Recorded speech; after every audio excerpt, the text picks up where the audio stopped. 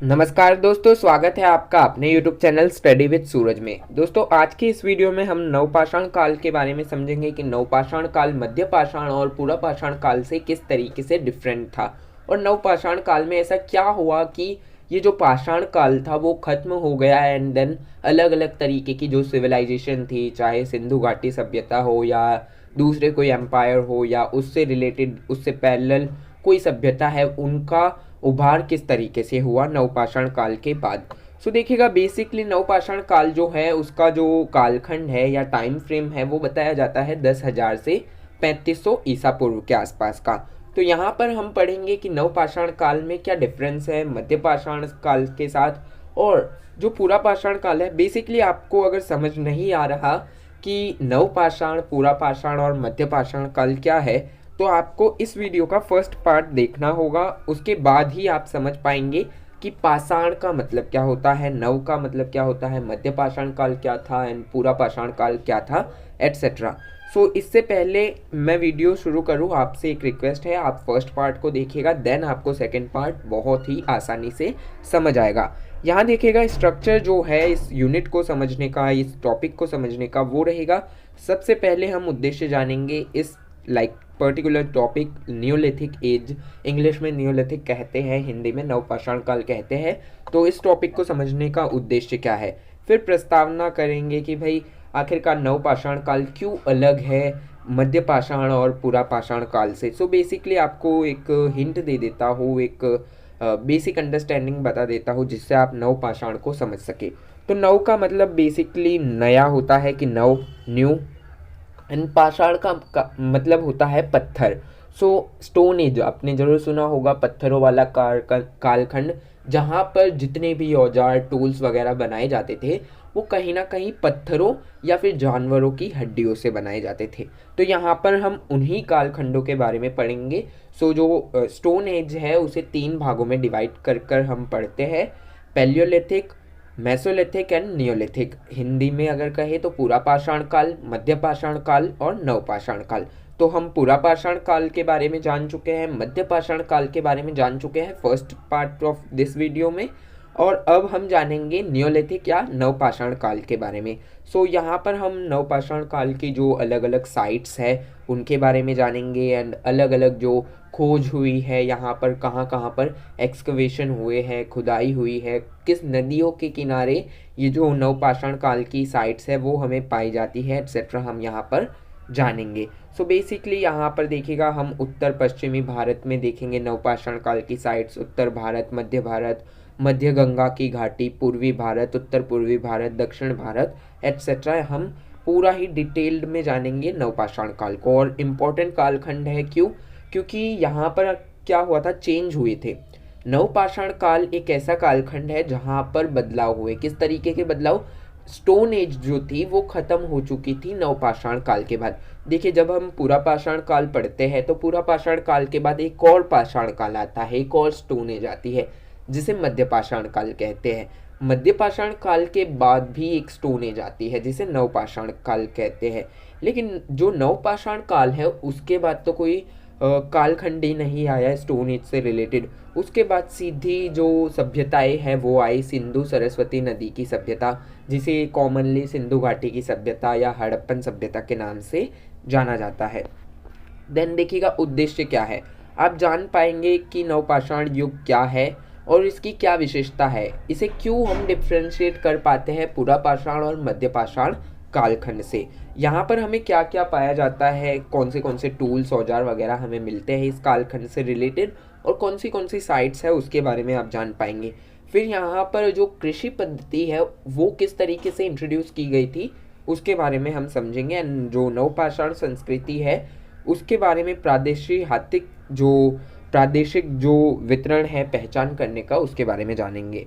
सो इस यूनिट को या इस टॉपिक को स्टार्ट करने से पहले मैं आपको 2 क्वेश्चन दिखाना चाहूँगा। फर्स्ट है कि नवपाषाण काल के विशिष्ट अभिलक्षण क्या थे, कि बेसिकली इसका मतलब ये है कि नवपाषाण काल के ऐसे कौन सी विशेषताएं थी जो इसे पूरा पाषाण और मध्य पाषाण काल से अलग करती है। और गार्डन चाइल्ड की परिकल्पना किया क्या थी नवपाषाण काल को लेकर। अब ये जो आपको दोनों ही प्रश्न के उत्तर जो है वो आपको ये जो हम पैराग्राफ पढ़ेंगे वहीं से आपको प्राप्त हो जाएंगे। सो आपको सिर्फ अटेंशन देनी है इस वीडियो में, हम डिटेल में समझेंगे। ऐसा कुछ नहीं होगा कि आप एग्ज़ाम लिखने बैठे हैं और आपको एक क्वेश्चन आया 20 मार्क्स का कि भाई पुरा पाषाण, मध्य पाषाण और नवपाषाण काल के बीच लाइक विशेषताएं, इनकी विशेषताओं को दर्शाइए और इनके बीच क्या डिफरेंस, क्या लाइक विभिन्नताएं थी उसको बताइए। तो आप इजीली लिख पाए उस तरीके से मैं आपको समझाने की कोशिश करूँगा। ओके, सो प्रस्तावना के साथ स्टार्ट करते हैं। नवपाषाण युग में जो मध्य पाषाण युग के बाद की और पाषाण युग की अंतिम अवस्था है, जो मैंने वीडियो की शुरुआत में बताया कि भाई देखिएगा, इस पैराग्राफ को मैं ऐसे ही आपको समझा देता हूँ बिना पढ़े। तो यहाँ पर देखिएगा क्या हुआ था कि नवपाषाण युग के बाद तो कोई स्टोन एज नहीं है, मध्य पाषाण युग था, देन पूरा पाषाण युग था और लास्ट जो युग है या जो एज है वो है नियोलिथिक या नवपाषाण युग। इसमें क्या हुआ, नवपाषाण युग में जो खाद्य उत्पादन था, कृषि पद्धति थी, वो इंट्रोड्यूस की गई थी। यहाँ पर लाइक खाद्य उत्पादन होना स्टार्ट हो चुका था। तो जो मध्य पाषाण और पूरा पाषाण स्टोन एज के जो लोग थे वो क्या था कि मध्य पाषाण कालखंड तक वो लोग घूमते फिरते थे जंगलों में और अलग अलग जगहों में, खाना इकट्ठा करते थे फिर खाते थे। लेकिन नवपाषाण काल में ये देखा गया कि लोग कृषि आधारित हो गए, उन्होंने खेती बाड़ी करना स्टार्ट कर दिया और खेती बाड़ी फिर पशुपालन किया इन्होंने, जिससे वो अपना गुजार बसर करने लगे, वो अपने जीवन यापन को कृषि के साथ आगे बढ़ा रहे थे। अब यहाँ पर देखिएगा, यहाँ पर क्या हुआ कि हमने जो फर्स्ट पार्ट में समझा था कि जो मध्य पाषाण काल था स्टोन एज का, तब तक यहाँ पर क्या था, शुष्क जलवायु थी, मतलब जमीन बंजर थी, वहाँ पर कृषि योग्य भूमि नहीं थी। लेकिन यहाँ पर नवपाषाण काल में जलवायु परिवर्तन हुआ। जलवायु परिवर्तन के कारण बदलाव क्या हुआ कि जो ज़मीनें थी वो उपजाऊ हो गई। अब ज़मीनें उपजाऊ हो गई तो वहाँ पर डेफिनेटली फसल उगाई जाएगी, तो लोगों ने फसल उगाना स्टार्ट किया। दूसरी बात ये हुई कि आबादी जो थी वो बढ़ने लगी लोगों की। देन यहाँ पर इनके अलावा भी बहुत सारे बदलाव हुए। अब देखिएगा, खेती हुई तो कहीं ना कहीं नई नई तकनीक्स आई। उन नई नई तकनीक्स के साथ लोगों ने अलग अलग जीने के, जो जीवन यापन के जो अलग अलग तरीके होते हैं वो अपनाना स्टार्ट कर दिया। अब उन तरीकों के साथ उनकी जो संस्कृति थी, प्रौद्योगिकी थी, उनमें भी बदलाव आने लग गए। ओके, सो प्रस्तावना में आप समझ चुके हैं कि नवपाषाण काल क्यों अलग देखा जाता है नवपाषाण काल को मध्य पाषाण और पूरा पाषाण काल से। सो अब यहाँ पर हम जानेंगे विशिष्ट लक्षण, विशेषताएं नवपाषाण युग की। सो बेसिकली देखिएगा कि पूरा पाषाण अथवा मध्य पाषाण युग में प्रयुक्त होने वाले अपेक्षाकृत हल्के और तीक्ष्ण उपकरणों से भिन्न मूसल, खरल, चक्की जैसी कूटने पीसने वाले भारी औजारों के साथ साथ कुठार, हसिया जैसे चमकदार औजार भी नवपाषाण युग में काम में लाए जाने लगे, क्योंकि इनसे जंगली अथवा घरेलू पौधों और घासों को काटने में मदद मिलती थी। अब यहाँ पर देखिएगा क्या बदलाव हुआ पूरा पाषाण काल में। अब हमने क्वेश्चन पढ़ा था ना कि पूरा नवपाषाण युग के विशिष्ट जो लक्षण हैं उसके बारे में चर्चा कीजिए, तो हम यहाँ पर उसी के बारे में चर्चा कर रहे हैं। देखिएगा, पूरा पाषाण और मध्य पाषाण काल जो था वहाँ पर हमने फर्स्ट पार्ट में पढ़ा है कि जो उस कालखंड के लोग थे वो छोटे छोटे औजार यूज़ करते थे, खुरचनियाँ या फिर लाइक फलक एट्सेट्रा वो यूज़ करते थे। लेकिन नवपाषाण कालखंड में क्या हुआ कि नवपाषाण जो नियोलिथिक एज थी, इसमें ड्रास्टिकली चेंज आया। किस तरीके का चेंज, अब फसल उगाने लग गए हैं लोग, तो यहाँ पर फसल को काटने के लिए औजार चाहिए। अगर कोई सब्जी या फिर कोई पौधे वगैरह कूटने के लिए, अब देखिएगा गेहूं की खेती यहाँ पर हो रही होगी, तो गेहूं का आटा बनाने के लिए भी कुछ चाहिए होगा, दाल है, दाल का भी आटा बनाने के लिए कुछ चाहिए होगा कूटने पीसने के लिए। तो यहाँ पर देखिए, यहाँ पर लोगों ने क्या यूज़ करना स्टार्ट कर दिया। यहाँ पर देखिए, अब मध्य पाषाण और पूरा पाषाण कालखंड में लोग छोटे छोटे औजारों का उपयोग कर रहे थे। यहाँ नवपाषाण युग में लोगों ने बड़े बड़े औजार, छोटे औजार तो थे ही, उनके साथ ही जो बड़े औजार थे जैसे कि चक्की आप जानते हैं, आटा पीसने की जो चक्की आती है वो, खरल आप जानते हैं, आपके घरों में अभी भी होगी, नहीं तो गाँव अभी अगर कभी आपने गाँव को विज़िट किया होगा किसी भी, तो वहाँ पर आपको मिलेगी खरल, जिससे मसाले कूटे जाते हैं घर के। ओके, सो इस तरीके के जो बड़े औजार थे वो हमें कहीं ना कहीं प्राप्त होने लगे। कहाँ पर? नवपाषाण युग की जो साइट्स है वहाँ पर। यहाँ पर जो पुरातात्वविद या जो इस कालखंड या इस युग पर रिसर्च करने वाले जो लोग हैं वो कहते हैं कि जो ये बड़े औजार थे वो यूज़ किए जाते थे घरेलू पौधों और जंगली पौधों को काटने या फिर पीसने के लिए। ओके, देन जबकि पूरा पाषाण और मध्य पाषाण काल के मानव घुमंतु आखेटक संग्रहक थे, इसके विपरीत नवपाषाण काल के मनुष्य पूरे विश्व में अपनी आहार संबंधी जरूरतों को पूरा करने के लिए कृषि अथवा खाद्य उत्पादन और पशुपालन पर रहते थे। अब देखिएगा, पूरा पाषाण और मध्य पाषाण, यहाँ पर आपको फर्स्ट जो पार्ट है वो देखना बहुत इंपॉर्टेंट है, अनिवार्य है, क्योंकि जब तक आप वो फर्स्ट पार्ट नहीं देखते तब तक आपको ये सेकंड पार्ट समझ नहीं आएगा। क्यों? क्योंकि दोनों ही को रिलेटेड है, एक ही यूनिट के एक ही सिक्के के दो अलग अलग पहलू है। जब तक आप वो डेफिनेशंस नहीं समझेंगी, पाषाण काल क्या होता है, नव पाषाण, मध्य पाषाण और पूरा पाषाण में क्या डिफरेंस है, तब तक आप ये यूनिट या ये टॉपिक नहीं समझ पाएंगे। तो आपको मैं रिक्वेस्ट करता हूँ कि फर्स्ट पार्ट ज़रूर देखिए अगर आपको पूरा ही चैप्टर अच्छे से समझना है। तो बाकी अगर नहीं देखना तो आपकी इच्छा है, अगर आपको यही टॉपिक समझना है तो आप देख सकते हैं वीडियो। यहाँ पर क्या बताया गया है कि पूरा पाषाण और मध्य पाषाण के जो लोग घूम घूम कर जंगलों में, कहीं पहाड़ों पर और अलग अलग क्षेत्रों में घूम घूम पर अपना जीवन यापन करते थे। किस तरीके से? कहीं जंगलों में कोई पौधे वगैरह ढूंढ लिए, वहाँ पर खा लिया खाना, या फिर कोई फल सब्जियाँ उन्हें कहीं और से प्राप्त हो गई, एट्सेट्रा। घुमंतु थे वो बेसिकली। एंड यहाँ पर नवपाषाण युग के लोग क्या थे? इन्होंने कृषि पद्धति सीख ली थी, इन्होंने खेती बाड़ी सीख ली थी। तो इन्होंने क्या किया, एक ही जगह पर सेटल हो गए और वहीं पर रहकर ये लोग अपना जो जीवन यापन था वो कर रहे थे, खेती कर रहे थे। उन्हें खाने योग्य जो फसलें थी वो उगाकर वो खा रहे थे। अब ये बात कितने साल पुरानी है? आज से खैर लगभग 10,000 से 12,000 साल पुरानी बात है ये। ओके, सो ये कहीं ना कहीं 10,000 ईसा पूर्व और ईसवी में आपको कोई कन्फ्यूज़न नहीं है। आई होप कि आप समझ पाते हैं। सो देखिएगा, इसके आगे हम बढ़ते हैं कि नवपाषाण युग के लोग कृषि करते थे और वो अपना जीवन यापन करते थे, पशुपालन करते थे। नवपाषाण युग को पृथक करने वाली एक अन्य विशेषता है स्थानबद्ध जीवन। सो दूसरी विशेषता सेम ही है कि जो देखिएगा, पूरा पाषाण और मध्य पाषाण युग के लोग क्या करते थे? घूमते थे अपना जीवन यापन करने के लिए जगह जगह पर, एक जगह कोई उनका निश्चित ठिकाना नहीं था।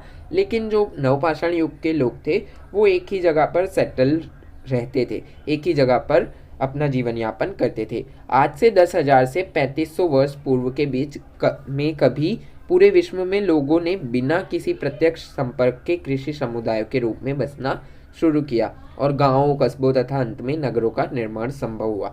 अब आज से 10,000 से 3500 ईसा पूर्व के बारे में यहाँ पर बताया जा रहा है। तो मान लीजिएगा ये 2023 चल रहा है, तो 2000 साल ये हो गए, एंड देन 10,000 वो, तो 12,000 ईयर्स हो गए। 12,000 साल पहले की बात चल रही है। तब क्या हुआ? लोगों ने कृषि सीखी, खेती बाड़ी सीखी और अपने जो गांव, कस्बे और नगर था उनका निर्माण करना स्टार्ट कर दिया। आई होप कि आपको समझ आ रही है ये वीडियो, और जो टॉपिक्स मैं आपको समझाना चाहता हूँ वो आपको इजीली समझ आ रही है। मिट्टी के बर्तन और पहिए का उपयोग तथा आगे चलकर कताई, बुनाई और मन के निर्माण जैसे शिल्पों का आविष्कार भी नवपाषाण युग को अनूठा बनाते हैं। अब यहाँ पर क्या हुआ कि नवपाषाण युग की दूसरी जो विशेषता है वो क्या थी? हमने देखा कि कृषि आई, लोग एक ही जगह पर रहना स्टार्ट किया, लोगों ने बड़े बड़े औजार पाए जाते थे। उनके अलावा क्या हुआ कि मिट्टी से इन्होंने बर्तन बनाने स्टार्ट किए। जी हाँ, आप मटके वगैरह देखते हैं तो वो कहीं ना कहीं जोड़कर देख सकते हैं। आप मटके से अच्छे से याद कर सकते हैं कि भाई मटके, हाँ, वहाँ पर मिट्टी से बने जो बर्तन थे वो बनाना स्टार्ट हो चुका था। पहिए बनाना स्टार्ट कर दिए थे। उसके बाद इन्होंने धीरे धीरे पूरी बैलगाड़ी बनाई। देन इन्होंने कताई, बुनाई और मनके का मतलब होता है छोटे छोटे मोतियों की जो माला है वो कहीं ना कहीं इन्होंने बनाना शुरू किया। तो ये एक अलग करता है नवपाषाण काल को पूरा पाषाण और मध्य पाषाण काल से, ये एक विशेषता है। अधिकांश नवपाषाण कालीन संस्कृतियाँ अमृतिका शिल्प युग एक्रेमिक न्योलिथिक की है, लेकिन शीघ्र ही चाक पर बने मृण पात्र या मृद भांड के चिन्ह मिलने लगते हैं। चाक के आविष्कार से गाड़ियों के पहिए और कताई का विकास हुआ। अब यहाँ पर देखिएगा कि ज़्यादातर जो नवपाषाण कालीन संस्कृतियाँ है वो अमृतिका शिल्प युग की है, एक्रेमिक न्योलिथिक एज की। लेकिन यहाँ पर क्या है कि चाक पर बने मृद भांड का मतलब होता है बर्तन, तो बर्तन के जो चिन्ह हैं वो हमें यहाँ पर देखने को मिलते हैं। गाड़ियों के पहिए, कताई का विकास हुआ एटसेट्रा यहाँ पर हमें देखने को मिलता है। अब यहाँ पर नवपाषाण युग की क्रांति और नवपाषाण क्रांति देखिएगा, माफ कीजिएगा, नवपाषाण युग की अवधारणा और नवपाषाण क्रांति माफ कीजिएगा। अब यहाँ पर क्या है कि जो हिस्टोरियंस है, पुरातत्वविद है, उनके बीच मतभेद है। यहाँ पर एक व्यक्ति है, एक स्कॉलर है, गार्डन वी चाइल्ड, यहाँ पर देखिए इनका नाम लिखा है। उन्होंने नवपाषाण युग को क्रांति का नाम दिया था कि भाई ये नवपाषाण क्रांति है, लेकिन कुछ विरोधियों ने इसका विरोध किया था। वो इसलिए विरोध किया था बेसिकली, यहाँ पर आपको दिखेगा, इस विकास क्रमों को ध्यान में रखते हुए प्रागैतिहासिकविद प्री हिस्टोरियन। अब प्री हिस्ट्री, प्रोटो हिस्ट्री और हिस्ट्री में क्या डिफरेंस है वो आपको first part of the video में मिल जाएगा। सो देखिएगा यहाँ पर जो प्री हिस्टोरियन है, प्रागैतिहासिकविद जो है, वो गार्डन वी चाइल्ड, उन्होंने इस दौर को बेसिकली नवपाषाण युग को क्रांति की संज्ञा दी। उन्होंने कहा कि नवपाषाण क्रांति है। हालांकि उनके जो आलोचक थे, उनके जो विरोधी थे, उन्होंने क्रांति शब्द का विरोध किया। उन्होंने क्रांति शब्द के विरोध के साथ डेफिनेशन दी कि क्रांति शब्द तो एक ऐसे कार्य या ऐसे काल के लिए यूज़ किया जाता है जिसमें मारकाट हो, लड़ाई हो, तो ये कहीं ना कहीं रक्तपात से जुड़ा हुआ है। देखिएगा यहाँ पर उन विरोधियों ने यहाँ पर बताया था कि क्रांति नहीं कह सकते हम, यहाँ पर हम अलग तरीके से डिफाइन कर सकते हैं नवपाषाण युग को। वो या तो हम रूपांतरण कहे या विकास कहे कि भाई ये जो नवपाषाण युग था उसमें अलग अलग तरीके का रूपांतरण, बदलाव आया, और या फिर विकास हुआ, डेवलपमेंट हुई यहाँ पर। तो ऐसा यहाँ पर उनके जो विरोधी है गार्डन चाइल्ड के, वो बताते हैं। आई होप कि आपको इन दोनों ही क्वेश्चंस के आंसर मिल चुके होंगे। अब देखते हैं सेकंड जो क्वेश्चन डेफिनेटली दिए गए होंगे, सो उन क्वेश्चंस को देखते हैं, देन हम इतने बड़े पैराग्राफ को सॉल्व करने की कोशिश करते हैं। सो यहाँ पर क्वेश्चन है, निम्नलिखित प्रदेशों के दो नवपाषाण कालीन स्थलों के नाम बताएं। पहला है उत्तर पश्चिम भारत, उत्तर भारत, मध्य गंगा नदी घाटी, पूर्वी भारत, उत्तर पूर्वी भारत, दक्षिण भारत। अब दीर्घ उत्तरीय प्रश्न, दीर्घ का मतलब होता है जो लॉन्ग आंसर्स होते हैं वो लिखने हैं। नवपाषाण काल के अभिलक्षणों और इसके स्वतंत्र विकास जिसने भारत में खाद्योत्पादन की आधारशिला रखी पर चर्चा करते हुए एक निबंध लिखिए। भाई यहाँ पर आपको बेसिकली नवपाषाण काल के उन अभिलक्षणों के बारे में चर्चा करनी है जिसने जो फसल वगैरह है, खेती बाड़ी जो है उसकी शुरुआत हुई, जिसके कारण उसके बारे में यहाँ पर आपको चर्चा करनी है। साथ ही खाद्योत्पादन की विकिरणवादी धारणा, डिफ्यूजनिस्ट पैराडिग्म की संक्षेप में समीक्षा कीजिए। ये सारे आंसर आपको ये पीडीएफ जब हम इस वीडियो को जब आप पूरा देख लेंगे तो ये आंसर आपको ऑटोमेटिकली मिल जाएंगे। यहाँ पर मैं आपको ये प्रश्न इसलिए पहले दिखा रहा हूँ, क्या है कि आपके माइंड में प्रश्न बने रहेंगे, देन जब हम इस पैराग्राफ को पढ़ेंगे तो हमारा माइंड ऑटोमेटिकली एक्टिव हो जाएगा। कैसे? वो सोचेगा अरे ये तो मैंने पढ़ा है अभी, इसका आंसर ये था, अच्छा आई नो, अब मैं आंसर अच्छे से लिख पाऊंगा। सो इसलिए मैंने आपको इस वीडियो में प्रश्न पहले दिखाए हैं। तो अब हेडलाइन पढ़ते हैं कि भारत में कृषि के प्रारंभ का पुनर्विवेचन, विकिरणवादी धारणा से स्वतंत्र विकास की ओर गमन और फलस्वरूप देश की विभिन्न भागों में खाद्य उत्पादन। अब यहाँ पर जो कृषि का प्रारंभ है उसके बारे में पढ़ेंगे कि पहले सोच जो थी वो बहुत विकिरणवादी धारणा थी, उससे हमने रीड ली, मतलब स्वतंत्र हुए और किस तरीके से देश के अलग अलग भागों में खाद्य उत्पादन शुरू हुआ उसके बारे में हम जानेंगे यहाँ पर। दीर्घ काल तक यह मान्यता बनी रही कि भारत ने खाद्य उत्पादन का विचार अपने पश्चिमी पड़ोसी मेसोपोटामिया से ईरान पठार के मार्ग से होकर ग्रहण किया, लेकिन आधुनिक विशेषकर 1970 के दशक में इस विषय पर किए गए शोध यह धारणा खंडित हो गई। इससे अब यह आमतौर पर माना जाने लगा कि भारत में कृषि बाहर से आयातित न होकर एक स्वतंत्र व देशज विकास का परिणाम थी। देखिएगा, लंबे समय तक ये माना गया था कि भारत में जो कृषि है, कृषि पद्धति है, वो मेसोपोटामिया की सभ्यता के बारे में आपने अवश्य पढ़ा होगा। तो मेसोपोटामिया की सभ्यता से भारत के लोगों ने सीखी थी कृषि। लेकिन फिर 1970 में बहुत इस पर रिसर्च हुई कि क्या सच्चाई है ये, क्या रियलिटी में भारतीय लोगों ने कृषि मेसोपोटामिया की सभ्यता से सीखी है। तो 1970 में एक प्रेस रिलीज की गई जिसमें साफ साफ बताया गया कि भारत के लोगों ने कृषि किसी अन्य देश से या अन्य सभ्यता से नहीं सीखी है। वहाँ पर क्लियरली मेंशन किया गया है कि भारत में जो कृषि पद्धति है वो भारत की अपनी एक स्किल है जो सदियों से चलती आ रही है। बेसिक वर्ड्स में आपको अगर मैं समझाऊँ तो यहाँ का वो देशज पारंपरिक तरीका है कृषि करने का। इसे एक विलक्षण संयोग ही कहा जाता है, ये एक चमत्कार ही कह सकते हैं। कि देखिएगा, ये साइट आप यहाँ पर बहुत अच्छे से ध्यान में रखिएगा। पाकिस्तान मेहरगढ़ साइट, मेहरगढ़ पहले पाकिस्तान बेसिकली पहले हिस्सा हुआ करता था भारत का, अंग था भारत का, अभिन्न अंग था भारत का। हालांकि 1947 के बाद अलग हो गई ये कंट्रीज़, दो अलग अलग कंट्रीज़ में डिवाइड हो गई। यहाँ पर देखिएगा, यहाँ पर 3 बातें आपको ध्यान रखनी है। पहली जो है वो है कि पाकिस्तान के मेहरगढ़ में मेसोपोटामिया के उर्वर वर्धमान फर्टाइल क्रिसेंट स्टल की समकालीन तिथि ही गेहूं और जौ की खोज भारत में उनके प्रसार की संभावना को खत्म कर देती है। अब यहाँ पर क्या हुआ, पाकिस्तान में एक साइट है मेहरगढ़, वहाँ पर हमें प्राप्त होती है गेहूं और जौ की फसल, जो कि समकालीन पैरेलल समांतर है किसके, जो मेसोपोटामिया में फसल उगाई जाती थी उसके। यहाँ से खंडित हो जाता है कि भाई भारतीय लोगों ने कृषि की जो पद्धति थी वो मेसोपोटामिया से सीखी, यहाँ पर ये खंडन हो जाता है। अब उसी प्रकार यहाँ पर क्या हुआ कि उत्तर प्रदेश में एक जगह है कोल्डी हवा, वहाँ पर क्या था, चावल के बारे में हमें जानने को मिला। दक्षिण भारत में मिलेट के बारे में, जैसे ज्वार बाजरा इत्यादि के बारे में जानने को मिला। वहाँ पर अलग अलग स्थलों की खोज हुई। पहले बताया जाता था कि चावल जो है वो दक्षिणी चीन से आते थे और जो मिलेट है वो ज्वार बाजरा जो है वो दक्षिण अफ्रीका से आयातित किए गए थे भारत में, कि वहाँ से सीखे।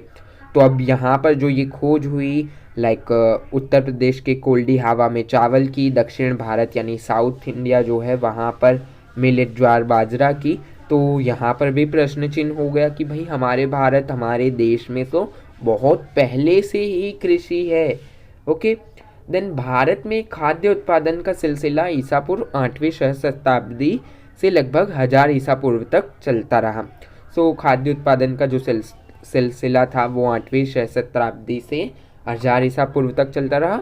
1842 में ही ली मैसूरी, ये नाम है, ओके, ही ली मैसूरी द्वारा कर्नाटक के रायचूर जिले में और बाद में 1867 में जॉन ल्यूबॉक द्वारा ऊपरी असम की ब्रह्मपुत्र घाटी में एक नवपाषाणकालीन सेल्ट, जिसमें कुठार जैसे काटने का एक उपकरण है, टूल है, की खोज हुई। अब यहाँ पर देखिएगा, यहाँ पर क्या हुआ कि 1842 में हीली मैसूरी नाम के एक व्यक्ति ने कर्नाटक के रायचूर जिले में 1867 में जॉन ल्यूबॉक द्वारा ऊपरी असम की ब्रह्मपुत्र जो घाटी थी वहाँ पर नवपाषाणकालीन जो सेल्ट थी, जैसे कुठार जैसे अलग अलग औजारों की खोज की गई। सुविस्तृत अन्वेषणों एवं उत्खननों के परिणाम स्वरूप अब उपमहाद्वीप में नवपाषाण संस्कृतियों का फैलाव और स्वरूप प्रकाश में आया। फिर जैसे जैसे इनके बारे में और जानकारी इकट्ठा करते गए, अलग अलग टूल्स मिलते गए, तो हमें और भी ज़्यादा जगहें और भी ज़्यादा साइट्स हमें देखने को मिली, जिसमें देखिएगा यहाँ पर अगर नवपाषाण कालीन भौगोलिक क्षेत्रों के बारे में हम बात करें तो ये क्षेत्र उत्तर पश्चिमी है, जिस अर्थात पाकिस्तान में बलूचिस्तान और उसके पड़ोस के क्षेत्र ईसा पूर्व 7वीं सहस्त्राब्दी से मध्य 4वीं सहस्त्राब्दी तक कहा जाता है। उत्तरी अर्थात कश्मीरी घाटी ईसा पूर्व 2500 से 1500 के बीच बताया जाता है इसका कालखंड। मध्य भारत अर्थात विंध्य प्रदेश इलाहाबाद के दक्षिण, सो इसका कालखंड 4000 से 1200 के आसपास बताया जाता है ईसा पूर्व। मध्य गंगा कछार अर्थात पूर्वी उत्तर प्रदेश बिहार एट्सेट्रा, इसका कालखंड 2000 से 1500 ईसा पूर्व बताया जाता है। और पांचवा जो है वो है पूर्वी भारत अर्थात बंगाल उड़ीसा असम, प्रायद्वीप अथवा दक्षिण भारत अर्थात आंध्र प्रदेश कर्नाटक और तमिलनाडु, इसका कालखंड 1500 से 2500 से 1500 के बीच बताया जाता है। आप कंफ्यूज मत होइएगा इन कालखंड के बारे में, हम अभी ये तो सिर्फ ओवरव्यू है, अभी तो हम डिटेल में पढ़ेंगे पूरा चैप्टर, अलग अलग साइट्स के बारे में हम जानेंगे यहाँ पर कि उन साइट्स में क्या पर्टिकुलरली पाया गया था। उपरोक्त समय विस्तार पर दृष्टिपात करने से यह स्पष्ट होगा कि भारत में नवपाषाण चरण जो लेवल थे या स्टेप्स थे वो सर्वत्र एक ही समय में नहीं विकसित हुआ और ना ही एक ही साथ समाप्त हुआ। तो ऊपर हमने जो साइट्स देखी कुछ देखिएगा यहाँ पर, कहीं कहीं पर हमें नवपाषाण काल युग के बारे में 4000 साल लगभग 4000 से 1200 ईसा पूर्व का कालखंड मिलता है, कहीं पर 2000 से 1500 के बीच, कहीं 2500 से 1500 के बीच।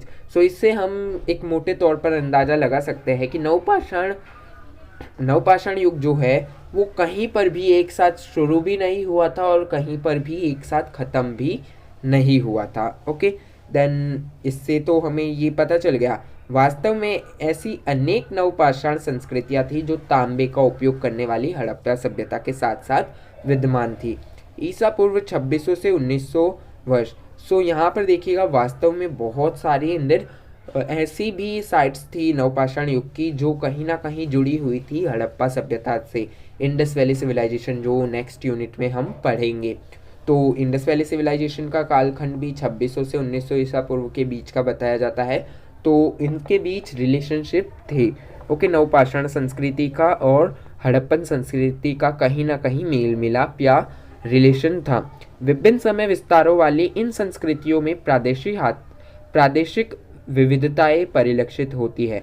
उदाहरण स्वरूप उत्तर पूर्वी प्रदेश में नवपाषाण युगीन औजार तो पाए गए हैं, लेकिन अनाज की खेती का कोई प्रमाण अब तक नहीं मिला। ओके, सो ये आपको ध्यान देना है। इसी प्रकार जबकि अधिकांश नवपाषाण कालीन संस्कृतियाँ अपनी पूर्ववर्ती मध्य पाषाण कालीन संस्कृतियों से विकसित हुई, कश्मीर घाटी से अब तक कोई ऐसी जानकारी नहीं मिल पाई है। तो देखिएगा यहाँ पर आपको थोड़ी दिक्कत होगी कि नवपाषाण कालीन जो संस्कृतियाँ है पूर्ववर्ती, यहाँ पर पूर्ववर्ती का मतलब है कि ज़्यादातर जो नवपाषाण कालीन जो संस्कृति है या साइट्स है वहाँ पर हमें देखने को मिलता है कि यहाँ इस साइट पर बेसिकली मान लीजिएगा कि उत्तर भारत की जितनी भी साइट्स थी वहाँ पर हमें ये भी पता चलता है कि यहाँ पर कहीं ना कहीं मध्य पाषाण काल भी था, पूरा पाषाण काल भी था।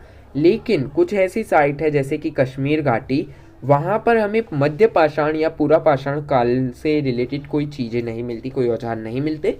तो यहाँ पर हमें ये जानने को मिलता है यहाँ पर कि डायरेक्टली जो पूरा नवपाषाण काल था वो यहाँ पर स्टार्ट हो चुका था। हड्डियों से बने औजार कश्मीर के कुछ स्थलों और बिहार के चिरान से प्राप्त हुए हैं। हड्डियों से बने औजार कश्मीर से और बिहार में एक जगह है चिरांद, वहाँ से प्राप्त हुए हैं। जहाँ तक अनाज के उपभोग का प्रश्न है, पाकिस्तान के मेहरगढ़ में तो गेहूं और जौ की प्रधानता रही है। तो पाकिस्तान के मेहरगढ़ में हमें क्या ज़्यादा मात्रा में मिलता है, वहाँ पर हमें मिलता है गेहूं और जौ। लेकिन मध्य भारत में क्या मिलता है, चावल। दक्षिण भारतीय नवपाषाण कालीन स्थलों में बाजरा और रागी की खेती के साक्ष्य मिलते हैं। अब तक एकत्र किए गए साक्ष्य समूहों के संकेत से हमें ये मिलता है कि प्रत्येक प्रदेश अपनी विशेष भौगोलिक अवस्थिति के अनुरूप क्रियाशील था। तो अब तक जो हमने पढ़ा उससे हमें ये पता चलता है कि जितनी भी साइट्स थी वो निर्भर करती थी अपनी जो भौगोलिक या ज्योग्राफिकल साइट्स थी, लाइक कौन सी साइट किस नदी के किनारे है, कौन से क्षेत्र में है, उत्तर दक्षिण पूर्व पश्चिम एट्सेट्रा के हिसाब से हमें वहाँ पर साक्ष्य मिलते हैं। लेकिन पूरी तस्वीर के अवलोकन से लगता है कि उनमें स्पष्ट समानताएं थी। लेकिन अगर हम पूरा सबको एक साथ इकट्ठा कर ले तो कहीं ना कहीं हमें देखने को मिलता है उनके बीच एक समानता थी। और वो समानता क्या थी, कहीं ना कहीं वो जुड़े हुए थे कौन से कालखंड से, नवपाषाण युग से। कृषि के अभ्युदय, अभ्युदय का मतलब है सेम, उदय स्टार्टिंग, और विकास तथा डेवलपमेंट तथा व्यवस्थित ग्राम्य जीवन का प्रारंभ इसके महत्वपूर्ण उदाहरण है। सो कृषि हुई, विकास डेवलपमेंट हुआ, गांव कस्बे और नगर बसने स्टार्ट हुए, तो इसके ये उदाहरण मिल गए। अगले भाग में हम पूरे देश के स्तर पर मानवीय जीवन शैली में इस भारी परिवर्तन के स्वरूप और गति विज्ञान को समझने का प्रयास करेंगे। अब हम यहाँ पर अलग अलग जो साइट्स है उनको समझेंगे। नवपाषाण संस्कृतियों का प्रादेशिक वितरण, प्रादेशिक मतलब कि अलग अलग जगहों के बारे में जानेंगे, जैसे कि उत्तर पश्चिमी भारत। अब उस उत्तर पश्चिमी जो भारत है वहाँ पर कौन सी साइट्स थी और वो साइट्स इम्पोर्टेंट क्यों है, हम इन साइट्स के बारे में जानेंगे। देखिएगा, अगर आप फर्स्ट पार्ट अगर आपने देखा है तो आपको याद होगा कि हमने पूरा पाषाण से रिलेटेड कोई स्पेसिफिक साइट के बारे में नहीं पढ़ा, मध्य पाषाण से रिलेटेड हमने किसी स्पेसिफिक साइट के बारे में नहीं पढ़ा। लेकिन नवपाषाण न्यूलिथिक एज में हम स्पेसिफिक साइट्स के बारे में पढ़ेंगे। ओके, सो उत्तर पश्चिमी भारत जो है वो पहली साइट है जिसके बारे में हम यहाँ पर पढ़ने जा रहे हैं। उत्तर पश्चिमी भारत पाकिस्तान में सिंधु के मैदान और बलूचिस्तान प्रांत से बना यह क्षेत्र उपमहाद्वीप में नवपाषाण युगीन संस्कृति का आगतम साक्ष्य प्रस्तुत करता है। अब देखिएगा, उत्तर पश्चिमी भारत कौन सा है, पाकिस्तान में सिंधु का मैदान और बलूचिस्तान प्रांत से बना यह क्षेत्र। यहाँ पर हमें नवपाषाण युगीन जो संस्कृति है उसके साक्ष्य मिलते हैं, जैसा कि वहाँ कृषि और पशुपालन के विकास से जाहिर होता है। सो वहाँ पर कृषि और पशुपालन के बारे में हमें जानने को मिलता है। मूलतः एक बंजर और अतिशय सर्दी गर्मी वाले जलवायु के इस पर्वतीय प्रदेश, ये कैसा प्रदेश है, पर्वतीय प्रदेश, बलूचिस्तान की घाटी के अंचलों और आरंभिक आवासों के अनेक चिन्ह मिले हैं कि भाई लोग यहाँ पर रहा करते थे। यहाँ पर सर्दी गर्मी है, पर्वतीय क्षेत्र है ये, ओके, लोगों का रहना था, ये ध्यान रखिएगा। इनमें महत्वपूर्ण स्थल है काची मैदान, मेहरगढ़, क्वेटा घाटी, किली गुल मोहम्मद, लौरालाई घाटी, राना गुंडई, सुराब घाटी में अंजीरा एट्सेट्रा। इन सभी साइट को वन बाय वन हम डिटेल में पढ़ेंगे।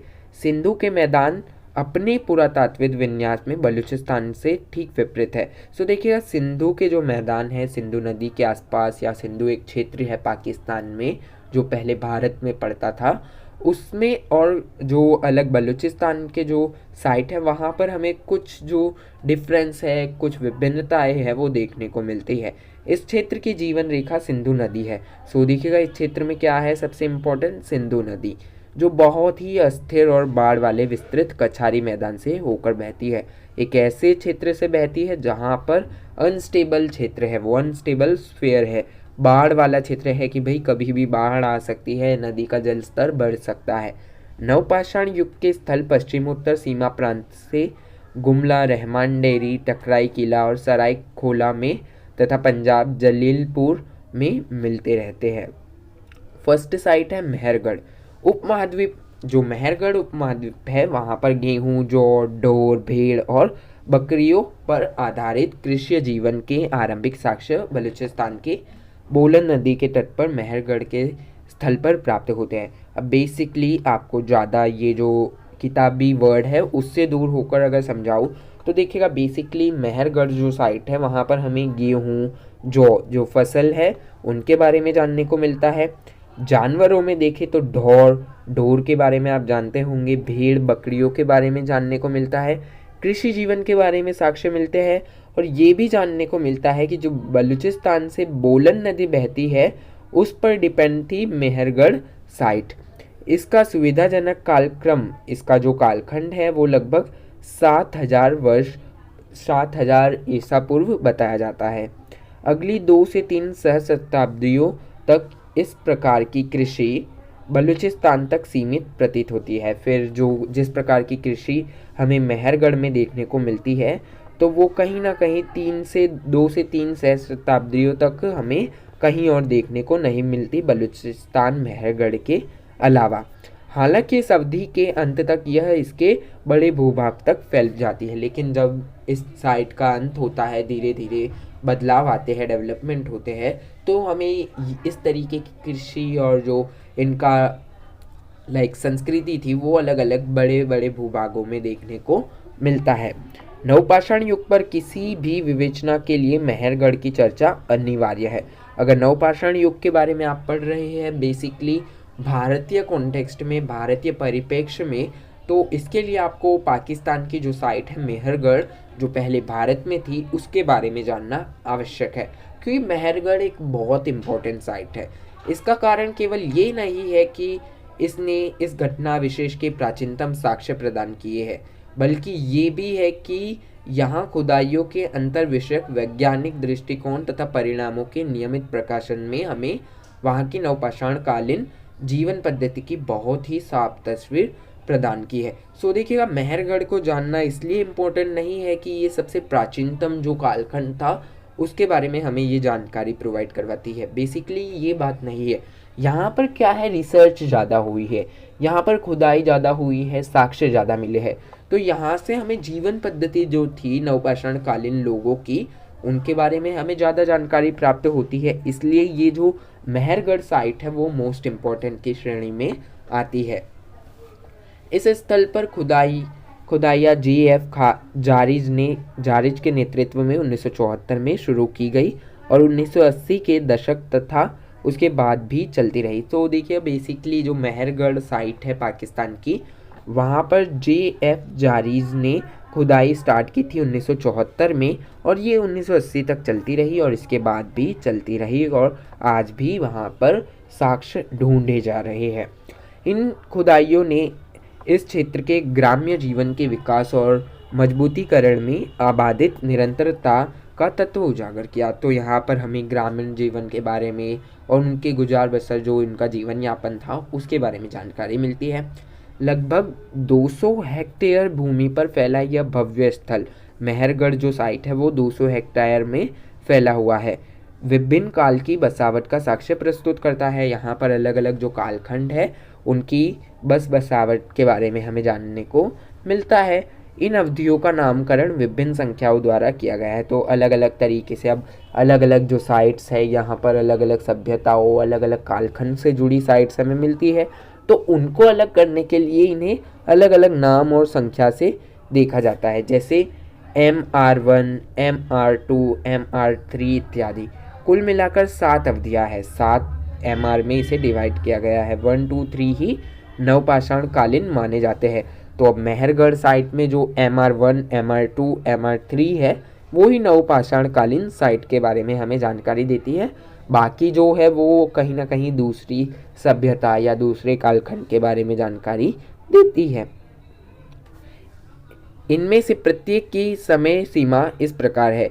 अवधि 1 ईसा पूर्व 7000 से 5500 वर्ष, अवधि 2 ईसा पूर्व 5500 से 4500 वर्ष और अवधि 3 ईसा पूर्व 4500 से 3500 के बीच।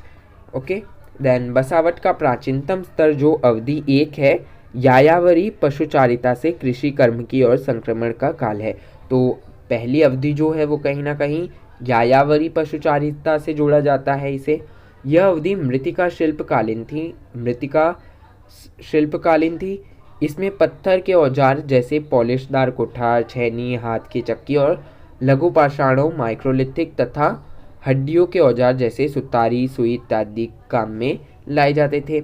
नवपाषाण के लक्षण मवेशियों, भेड़ों और बकरियों की हड्डियों से भी परिलक्षित होते हैं। निश्चय ही ये पालतू रहे होंगे। सो जो भेड़ बकरियां हमें मिलती है उससे पता चलता है कि यहाँ पर ये जानवर होते थे, पशुपालन किया जाता था और ये भी माना जाता है कि ये जो जानवर है वो पालतू होंगे। यही बात भैंसों की हड्डियों से पता चलती है। अब यहाँ पर हमें भैंसों के बारे में भी साक्ष्य मिलता है जो उपमहाद्वीप में आगतम पशुपालन के उदाहरण है। खाद्य उत्पादन का साक्ष्य गेहूं और जौ तथा भारतीय बेरों और खजूरों के जले हुए बीजों से मिलता है। अब यहाँ पर खजूर, बेर, गेहूं, जौ आदि के साक्ष्य मिलते हैं। स्थानबद्धता की भाई यहाँ के लोग जो थे वो परमानेंट सेटलमेंट पर बिलीव करते थे कि वो खेती करते थे तो वहीं पर रहते थे, तो यहाँ पर कच्ची ईंटें, छोटी कोठरियाँ, खंडों, ऐसे अन्य जो भंडारण है आदि हमें यहाँ पर मिलते हैं। लेकिन संभवतः सबसे आश्चर्यजनक, जो सबसे आश्चर्यचकित करने वाली बात है वो है कि लंबी दूरी वाले व्यापार और दस्तकारी के कामों से मिलती है, कि यहाँ पर कहीं ना कहीं लंबी दूरी के जो ट्रैवलिंग था, ट्रांसपोर्टेशन था, वो भी था। स्वयंभतः संभवतः ईरान के निशापुर की खानों से प्राप्त फिरोजा के मन के अरब सागर के तट से सीप के कड़े और अफगानिस्तान के बदख्शा क्षेत्र से लाजवर्द जैसे भारी माल के व्यापार चिन्ह पाए गए। अब यहाँ पर देखा गया कि कहीं ना कहीं जो ये सभ्यता थी नवपाषाण कालीन, इसमें ईरान, अफगानिस्तान और अन्य जो देश थे दूसरे, उनके साथ भी व्यापार होता था समुद्री मार्गों से। इससे साफ जाहिर होता है कि अवधि में मेहरगढ़ के लोग अलग अलग समुदायों के ना होकर अन्य समकालीन संस्कृतियों के साथ आदान प्रदान करते रहते थे। मतलब आईआर, इंटरनेशनल रिलेशनशिप, उस कालखंड में भी थी। अवधि 2 की मुख्य विशेषता आर्थिक आधार का त्रिवीकरण और वैविध्यकरण है। यहाँ पर हमें आर्थिक इकोनॉमिक डेवलपमेंट देखने को मिलता है। निम्नतर स्तरों पर कुछ हाथ से बनी मिट्टी के पात्र पाए गए हैं जो इस अवधि में आगे चलकर भारी मात्रा में उपलब्ध हुए। अवधि की समाप्ति के आसपास चाक से बने मृदभांड का मतलब होता है बर्तन, टोकरी के चिन्ह वाले रंगे हुए मृदभांड के ठिकरे मिले हैं और जिनकी तुलना क्वेटा घाटी से किली गुल मोहम्मद वन से की जा सकती है। तो यहाँ पर जो हमें मृदभांड अर्थात बर्तन मिले हैं मिट्टी से बने हुए, उसकी तुलना या उसकी कंपैरिजन जो है वो हम किली गुल मोहम्मद, एक साइट है जिसके बारे में हम आगे पढ़ेंगे, क्वेटा घाटी जो है उससे कर सकते हैं। इस समय तक घर बड़े आकार के बनने लगे और स्थल पर एक संरचना और अन्य भंडार की संज्ञा दी गई। सो यहाँ पर बड़े बड़े स्थल अर्थात कमरे वगैरह, घर वगैरह बनने लगे और अन्य भंडार जहाँ पर जो खेती बाड़ी का सामान था अर्थात गेहूँ जो होता था उसे काटने के बाद जहाँ पर भंडारण किया जाता था, उनके नाम से जानने को मिलता है। पत्थर उद्योग जारी रहा, उसमें हंसिया जैसे औजार जुड़ गए। इस देखिएगा जो औजार बनाए जाते थे पत्थरों से वो तो कैरी ऑन ही था, यहाँ पर जारी ही था। इसमें एक और औजार हाशिया जो था वो जोड़ दिया गया, जिससे कृषि आधारित अर्थव्यवस्था की पुष्टि हो गई। अब यहाँ पर कृषि आधारित जो इकोनॉमी थी, अर्थव्यवस्था थी, वो हमें जानने को मिल गई इसके सहायता से। कपास उत्पादन और संभवतः कताई और बुनाई सूचित करने वाले कपास के जले हुए बीज, हाथी दांत पर नाली के निशान, पक्की मिट्टी से बनी लघु मूर्तियाँ, स्टेटाइट का कारखाना और फिरोजा तथा लाजवर्द मणि के मनके, ये सभी शिल्पकारी, व्यापार और मानव विकास के युग को प्रमाणित करते हैं। मेहरगढ़ में अवधि 3, जिसका विस्तार ईसा पूर्व लगभग 4500 से 3500 के वर्ष 3500 के आसपास हुआ। सो इसका जो 3rd साइट है मेहरगढ़ की, या फिर तीसरा जो स्टेज है वो लगभग 4500 से 3500 वर्ष पूर्व का बताया जाता है, अर्थात कि ईसा पूर्व का बताया जाता है। नवपाषाण दौर का अंतिम चरण है, ये नवपाषाण दौर का अंतिम चरण है। ओके, मिट्टी और पशुपालन संबंधित क्रियाओं से नवपाषाण युग का अंतिम दौर मतलब कि मेहरगढ़ साइट का, ओके, पूरे ही कालखंड का नहीं। कृषि और पशुपालन संबंधित क्रियाओं के सुदृढ़ीकरण के द्वारा अतिरिक्त उत्पादन होने लगा।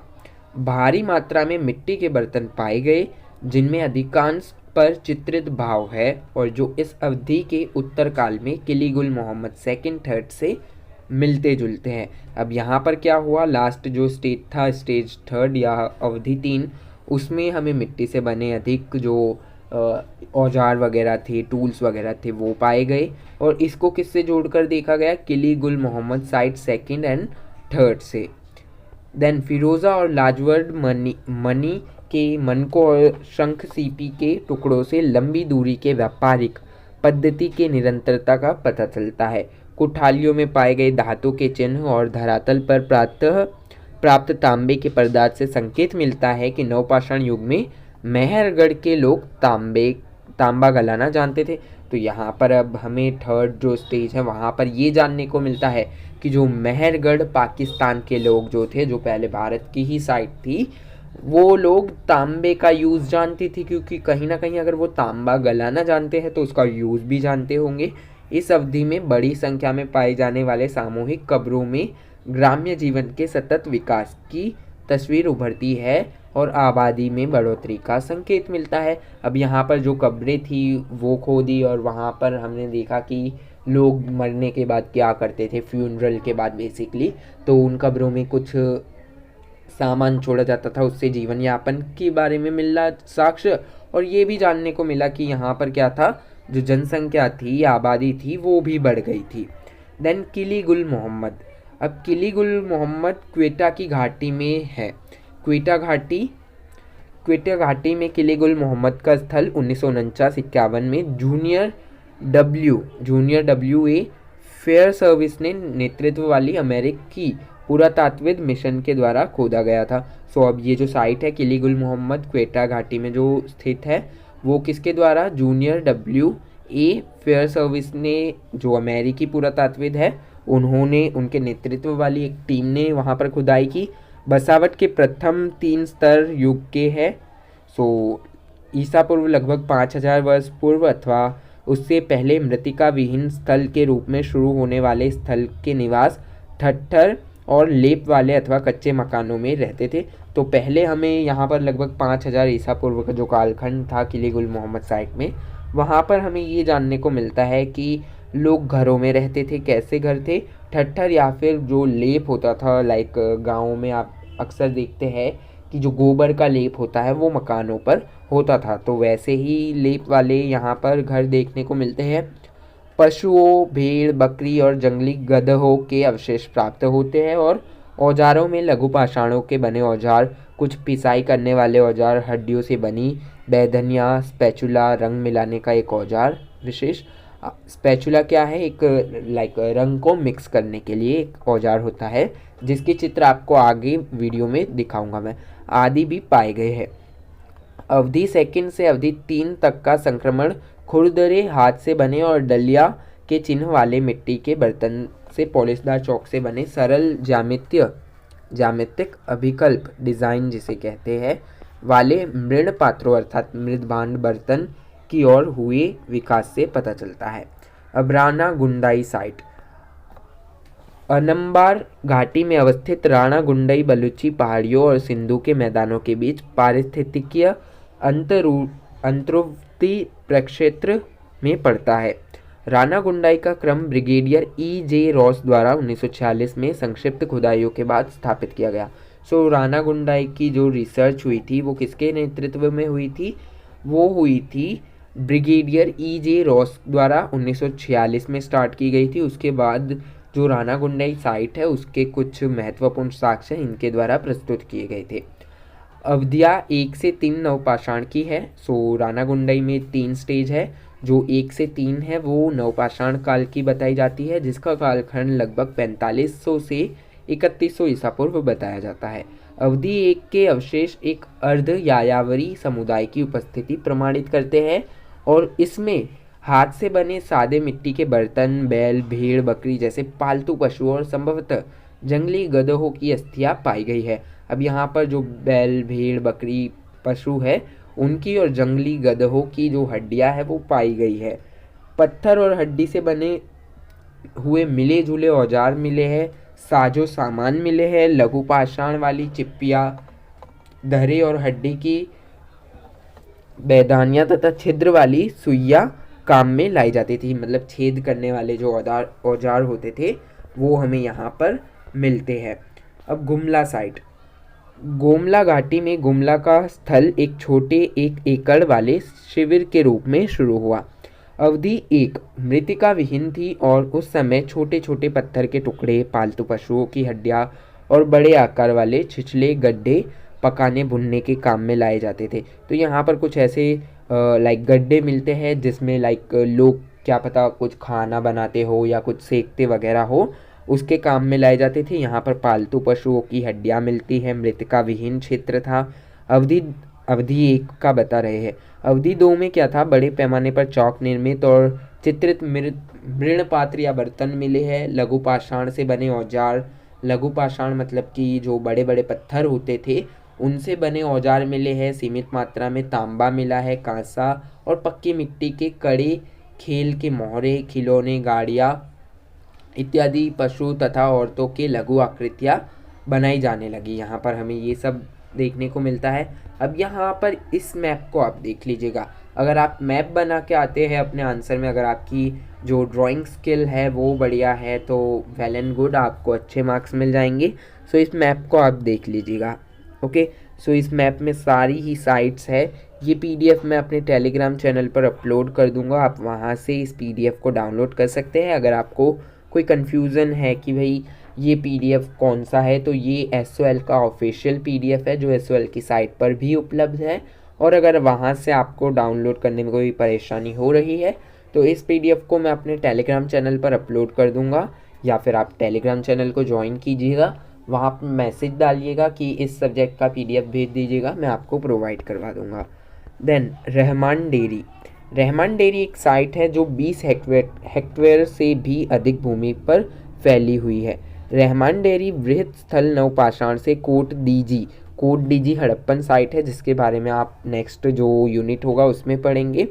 संस्कृति और अंततः सिंधु घाटी सभ्यता की ओर का स्पष्ट संक्रमण दर्शाता है। अब रहमान डेयरी में क्या है, हमें यहाँ पर परिवर्तन देखने को मिलता है, चेंजेस देखने को मिलता है कि रहमान डेयरी एक ऐसी साइट थी जहाँ पर नवपाषाण काल से लोग कहीं ना कहीं कोट डीजी या फिर जो इंडस वैली सिविलाइजेशन, हड़प्पन जो सभ्यता है उसकी ओर जाते देखा गया। जाते मतलब जो हड़प्पन सभ्यता की संस्कृति कल्चर था वो कहीं ना कहीं लोग अपना रहे थे। मिट्टी और कच्ची ईंटों से बनी दीवार वाला यह स्थल आरंभ से ही सुदृढ़ ढांचे वाला है। तो यहाँ पर देखिएगा मिट्टी और कच्ची ईंटों से यहाँ पर स्थल बनाए गए थे, मतलब घर वगैरह डेफिनेटली। देन गेहूँ, जौ, मछली और पालतू मवेशी, भेड़, बकरी इत्यादि के अवशेष लोगों के आहार का संकेत देते हैं। यहाँ पर गेहूँ, जौ, मछली, पालतू मवेशी, भेड़, बकरी इत्यादि के अवशेष प्राप्त होते हैं। यहाँ पर लोगों के जीवन यापन के बारे में पता चलता है कि कृषि करते थे, मछली खाते थे एट्सेट्रा। इस स्थल पर प्रथम अधिवास से ही मिट्टी के बर्तन काम में लाए जाते थे और उनके अधिकांश नमूने कोट डीजी के स्वरूप और अभिकल्प वाले हैं। रहमान डेयरी का निर्धारित तिथि विस्तार ईसा पूर्व लगभग 3400 से 2100 है।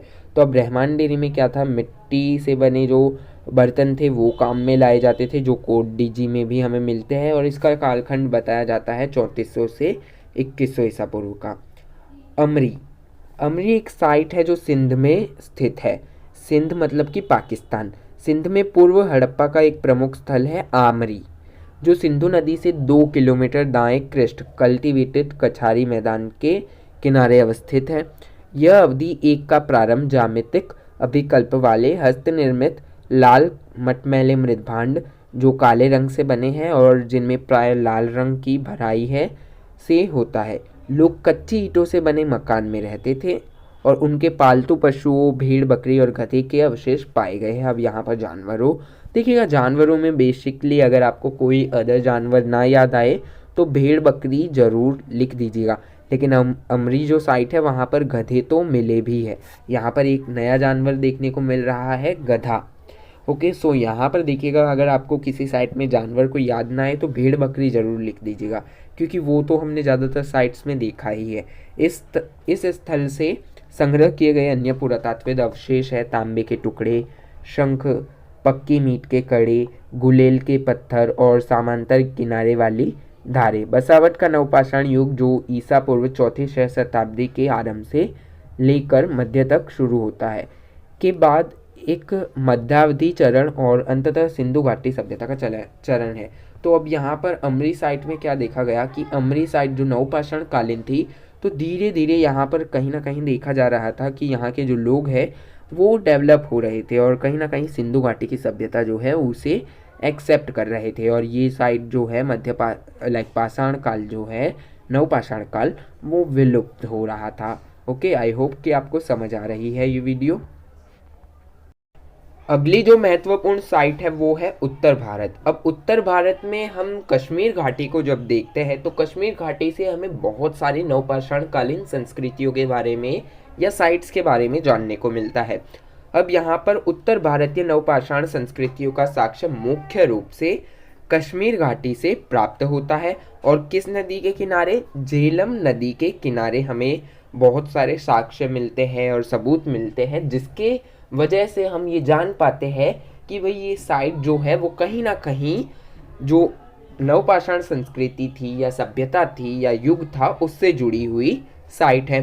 3 प्रमुख स्थल अगर कश्मीर घाटी में बताए जाए तो श्रीनगर के उत्तर पूर्व में बुर्जहोम, श्रीनगर के दक्षिण पूर्व में गुफक्राल और बारामूला जिले में कनिष्कपुर अथवा आधुनिक कनिष्कपुर।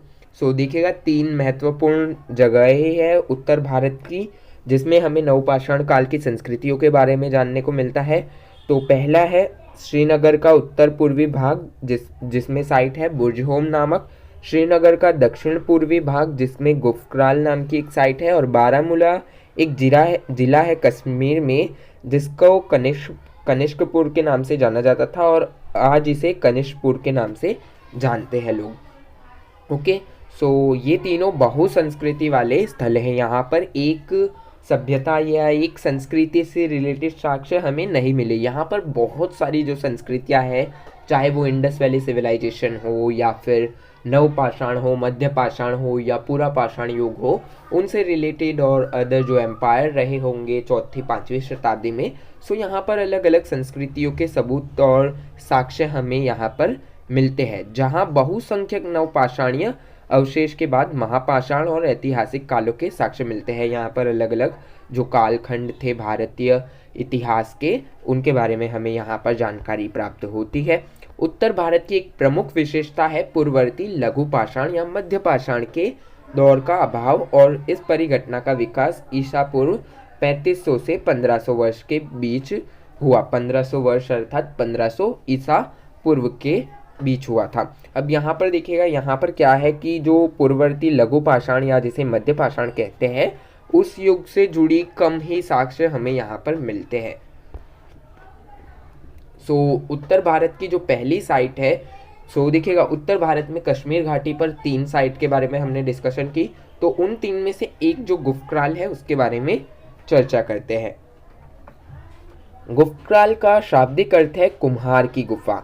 गुफक्राल जो है उसका शाब्दिक और बेसिक मतलब जो है उसका मतलब सीधा सा निकलता है कुम्हार की गुफा। कुम्हार आपको पता होगा। गुफक्राल का स्थल मृतिका पात्र विहीन काल एक्रेमिक नियोलिथिक के रूप में संभवतः ईसा पूर्व लगभग 3000 वर्ष पूर्व शुरू हुआ, तो इसे 3000 ईसा पूर्व का माना जाता है। इस साइट को अवधि 1A से ऐसे बृहत गर्तावास गड्ढों के घर जो होते हैं खोजे गए हैं जो भंडारण गर्तों और चौके चूल्हों से घिरे हुए हैं और जिनके अंत गर्त तथा चौके चूल्हों के इर्द गिर्द स्तंभ छिद्र पाए गए हैं। सो देखिएगा यहाँ पर जो घर है वो ज़मीन में गड़े हुए थे एंड चूल्हे वगैरह यहाँ पर मिले हैं और जो छोटे छोटे छेद वाले जो स्तंभ है वो इनके आसपास हमें मिले हैं। पालतू भेड़ और छाग के साथ साथ जौ, गेहूँ, मसूर के अतिरिक्त जंगली भेड़, बकरी, हिरन, शाकिन, भेड़िया और भालू के अवशेष प्राप्त होते हैं। तो यहाँ पर इन जानवरों और इन आहार संबंधित चीज़ों के बारे में जानने को मिलता है, जैसे गेहूँ, जौ, मसूर, और जानवरों में जंगली भीड़ है, बकरी, हिरन, साकिन एट्सेट्रा हमें यहाँ पर देखने को मिलते हैं, उनके बारे में साक्ष्य मिलते हैं। देन खाद्य उत्पादन की अर्थव्यवस्था की ओर संक्रमण का संकेत देता है। यहाँ पर ये एक बात देखने को मिलती है कि कहीं ना कहीं खाद्य उत्पादन कृषि जो थी वो यहाँ पर अर्थव्यवस्था कृषि पर निर्भर हो रही थी और ज़्यादा लोगों की जो अर्थव्यवस्था थी या जो रोजगार का जरिया था वो खाद्य उत्पादन था। पॉलिशदार पत्थर के औजार जिसमें बड़ी चक्की, अस्थि सिंह के औजार, सेल खड़ी के मनके और एक पक्की मिट्टी की गेंद शामिल है। अन्य पुरातात्विक संग्रह है। सो यहाँ पर देखिएगा पॉलिशदार पत्थर से औजार बनाए जाते थे, जैसे चक्की, अस्थि सिंह, सेल खड़ी से मनके बनाए जाते थे, और यहाँ पर एक पक्की मिट्टी की गेंद भी प्राप्त हुई है। अब IB और IC जो है कि अवधियों में नवपाषाण का दौर और गतिमान हो जाता है। तो जैसे जैसे आगे बढ़ते हैं तो वहाँ पर जो नवपाषाण युग है वो और डेवलप होता जाता है और स्पीड से आगे बढ़ता है, जिसमें हाथ से बने बगैर पॉलिशदार मृण पात्र का मतलब होता है बर्तन मिले हैं। के बाद चाक से बने मिट्टी के बर्तन, बड़ी संख्या में पत्थर की चक्कियाँ, कूटने के औजार, दोहरे छिद्र, हार्वेस्टर, फसल काटने की मशीन जो होती है उसे कहा जाता है, कि साथ साथ पालतू भेड़, बकरी, ढोर, कुत्ता और सूअर काम में लाए गए। यहाँ पर कहीं ना कहीं देखने को मिलता है कि ये जानवर जो है इनको पाला जाता था। अब बुर्जहोम एक दूसरी साइट थी।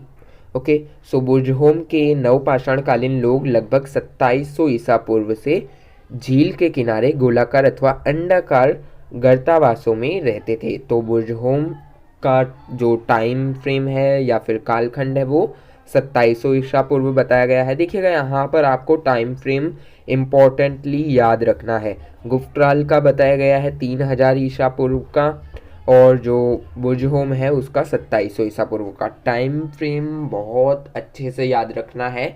आप हिस्ट्री सब्जेक्ट पढ़ रहे हैं तो हिस्ट्री सब्जेक्ट में टाइम फ्रेम मैटर करता है। जैसे अगर आप लॉ के स्टूडेंट हैं तो वहाँ पर धाराएं, अनुच्छेद और जो कॉन्स्टिट्यूशन के पार्ट्स वगैरह है वो मैटर करते हैं, वैसे ही हिस्ट्री में आपको ये जो टाइम फ्रेम है कि कौन सा कालखंड किस टाइम पर था, 2700 ईसा पूर्व और 27 ईस्वी और ईसा में क्या फ़र्क है वो आपको पता होना चाहिए। लाइक मैथमेटिक के लिए आपको फॉर्मूले याद होने चाहिए और इसमें आपको ईसा पूर्व और ईस्वी के बारे में पता होना चाहिए। ओके, सो देखिएगा यहाँ पर जो बुर्जहोम की साइट है वहाँ पर पता चलता है कि लोग गोलाकार या अंडाकार के घरों में रहते थे। उनके घरों का आकार अंडाकार या गोलाकार हुआ करता था। 2700 ईसा पूर्व इसका कालखंड बताया जाता है। शिकार करते और मछली मारते थे। ये शिकार करते थे, मछली मारते थे। कृषि कार्य से भी परिचित थे, मतलब खेती बाड़ी भी इनको आती थी।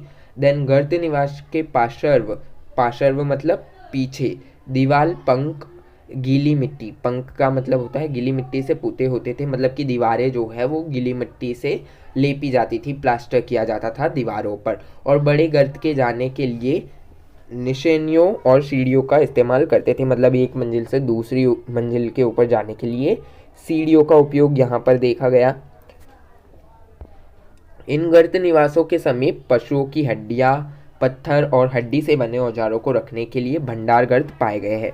तो भंडार के लिए अलग से जो रूम होते थे या गड्ढे जो होते थे वो यहाँ पर प्राप्त होते हैं, औजारों के साथ जानवरों की हड्डियाँ वगैरह। इस स्थल से अधिकांशतः खुरदरे और हाथ से बने धूसर, पीले लाल रंग के मृदभांड, यहाँ पर लाइक हाथ से बने जो कुछ टेढ़े मेढ़े वगैरह यहाँ पर बर्तन प्राप्त हुए हैं, पीले और लाल रंग के। अब लाल रंग आप कंफ्यूज ना हो कि लाल रंग क्या होता है, लाल रंग का आप मटका देख लीजिएगा। ओके, देन दूसरे जो लाइक बर्तन बनाए जाते होंगे मिट्टी से, तो वैसे मिट्टी से लाइक जो अच्छे से पकाया गया हो वो लाल रंग में परिवर्तित हो जाता था, और पीला मतलब कि थोड़ा कच्चा सा रह गया होगा बर्तन तो पीला रह गया होगा, या फिर आपने पीले बर्तन देखे होंगे मिट्टी से बने। सो इस तरीके के यहाँ पर बर्तन प्राप्त होते हैं। बुर्जहोम का अस्थि उद्योग जिसमें कांटेदार बर्छी, सुई, वाणाग्र, भाले का जोड़, कटर इत्यादि शामिल है। अब यहाँ पर अस्थि उद्योग देखा जाए तो यहाँ पर देखिएगा कांटेदार बर्छी, सुई, वाग्र, भाले का जोड़ आप जानते होंगे, like such kind of materials. So वहाँ पर बनाए जाते थे कटार इत्यादि। भारत में नवपाषाण संस्कृतियों का सर्वाधिक विकसित रूप था। सो सबसे ज़्यादा विकसित जो रूप हमें देखने को मिलता है वो बुर्जहोम की साइट में मिलता है नवपाषाण युग का। ओके, इसकी एक अन्य खास विशेषता थी दफन विधि। सो दफन विधि इसकी एक अन्य खास विशेषता थी। यहाँ आदमी और जानवर विशेषकर कुत्तों की कब्रें पाई गई है। तो लाइक आदमी लाइक आदमी हो या औरत हो या फिर जानवर हो, उनकी कब्रें पाई गई हो। और अगर स्पेशल अटेंशन देनी हो, विशेषकर बताना हो, तो कुत्तों की कब्रें भी पाई गई है यहाँ पर। पत्थर की पट्टियों पर शिकार के दृश्यों के चित्रण अथवा सूर्य और कुत्ते के चित्रण से अनुष्ठानिक कार्यों का संकेत मिलता है। तो यहाँ पर देखिएगा जो पत्थर है उस पर चित्रण किया हुआ है, इसमें सूर्य और कुत्ते के चित्र मिलते हैं यहाँ पर। इससे ये पता चलता है कि किसी भी तरीके का अनुष्ठान हुआ करता था और उसमें लाइक जीव जंतु भी भाग लिया करते थे। ईसा पूर्व की लगभग दूसरी सहस्राब्दी में अवधि 2 की खोजों से सिंधु मैदानों के साथ इनके संपर्क का भी पता चला। अब यहाँ पर क्या हुआ कि सेकंड जो स्टेज आया उसमें क्या पता चला कि नवपाषाण काल या नियोलिथिक जो एज थी उसके रिलेशन हमें यहाँ पर सिंधु घाटी की सभ्यता या सिंधु सरस्वती जो सभ्यता थी उसके साथ इसके रिलेशन देखने को मिलते हैं। ये 2 खोजें हैं, एक बर्तन से मिले कार्नेलियन, एक प्रकार का लाल भूरा अथवा उजले रंग का रत्न जिससे जेवर बनते हैं और गोमेद के मन के, तथा एक अन्य बर्तन जिस पर कोट डीजी का सिंह वाले दवेता का चित्र है, सिंह वाले देवता का चित्र है। ये थोड़ी मिस प्रिंटिंग हुई है। सो यहाँ पर हमें इनकी सहायता से पता चलता है कि नवपाषाण और जो सिंधु घाटी की सभ्यता है उसमें कहीं ना कहीं कोई ना कोई रिलेशन था। कनिष्कपुर साइट, कनिष्कपुर अथवा आधुनिक कनिष्कपुर कश्मीर के बारामूला जिले का विपुल उत्पादक नवपाषाण और ऐतिहासिक स्थल है। अब कनिष्कपुर कहाँ पर स्थित है? बारामूला एक जिला है कश्मीर में, बहुत ही चर्चा में रहता है हमेशा, तो उसके बारे में आप अच्छे से याद रखिएगा कि कनिष्कपुर साइट जो है वो बारामूला जिला कश्मीर में स्थित है। देन इसकी खुदाई BR मणि द्वारा 1988-89 में हुई थी। सो देखिएगा कनिष्कपुर की खुदाई या एक्सकवेशन जो है इस पर छानबीन की गई थी वो BR मणि द्वारा 1988-89 में की गई थी। अब यहाँ पर देखिएगा आपको पुरातात्विद के बारे में भी जानकारी दी गई है कनिष्कपुर की साइट के बारे में। नवपाषाण अवशेष के NP1 KNP1 और KNP2 क्षेत्रों में खोदे गए जिससे पता चला है कि मृत्तिकाहीन नवपाषाण परत से पॉलिशदार प्रस्तर सेल्ट एक प्रकार का काटने वाला औजार लाइक की खोज हुई।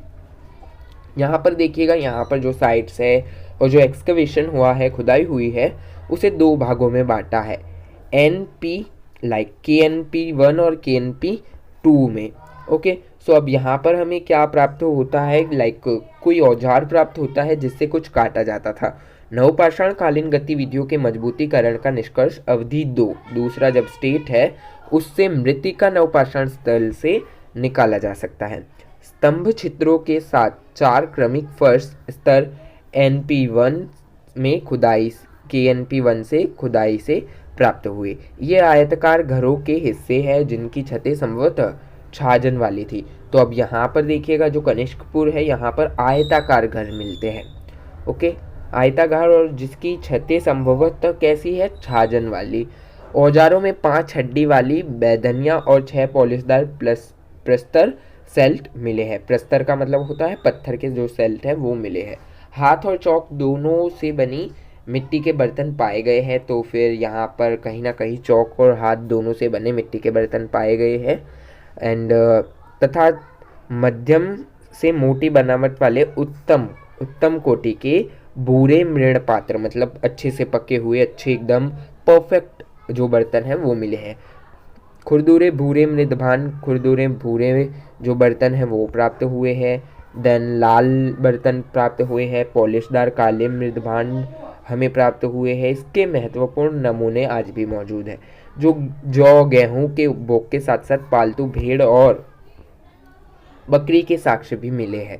रेडियोकार्बन क्या होता है उससे पता लगता है कि जो साक्ष्य या फिर कुछ पाया गया है खुदाई के दौरान, एक्सकवेशन के दौरान, तो वो कितना पुराना है उस लाइक तिथियाँ पता की जाती है रेडियोकार्बन तिथियों की सहायता से, एक तकनीक की सहायता से। रेडियोकार्बन जो तकनीक है, सो इसमें क्या है कि साक्ष्य से जाहिर होता है कि अवधि एक समय ईसा पूर्व की लगभग 5वीं सहस्राब्दी के मध्य और अवधि 2 समय ईसा पूर्व 4वीं सहस्राब्दी के उत्तर के देर का रहा है।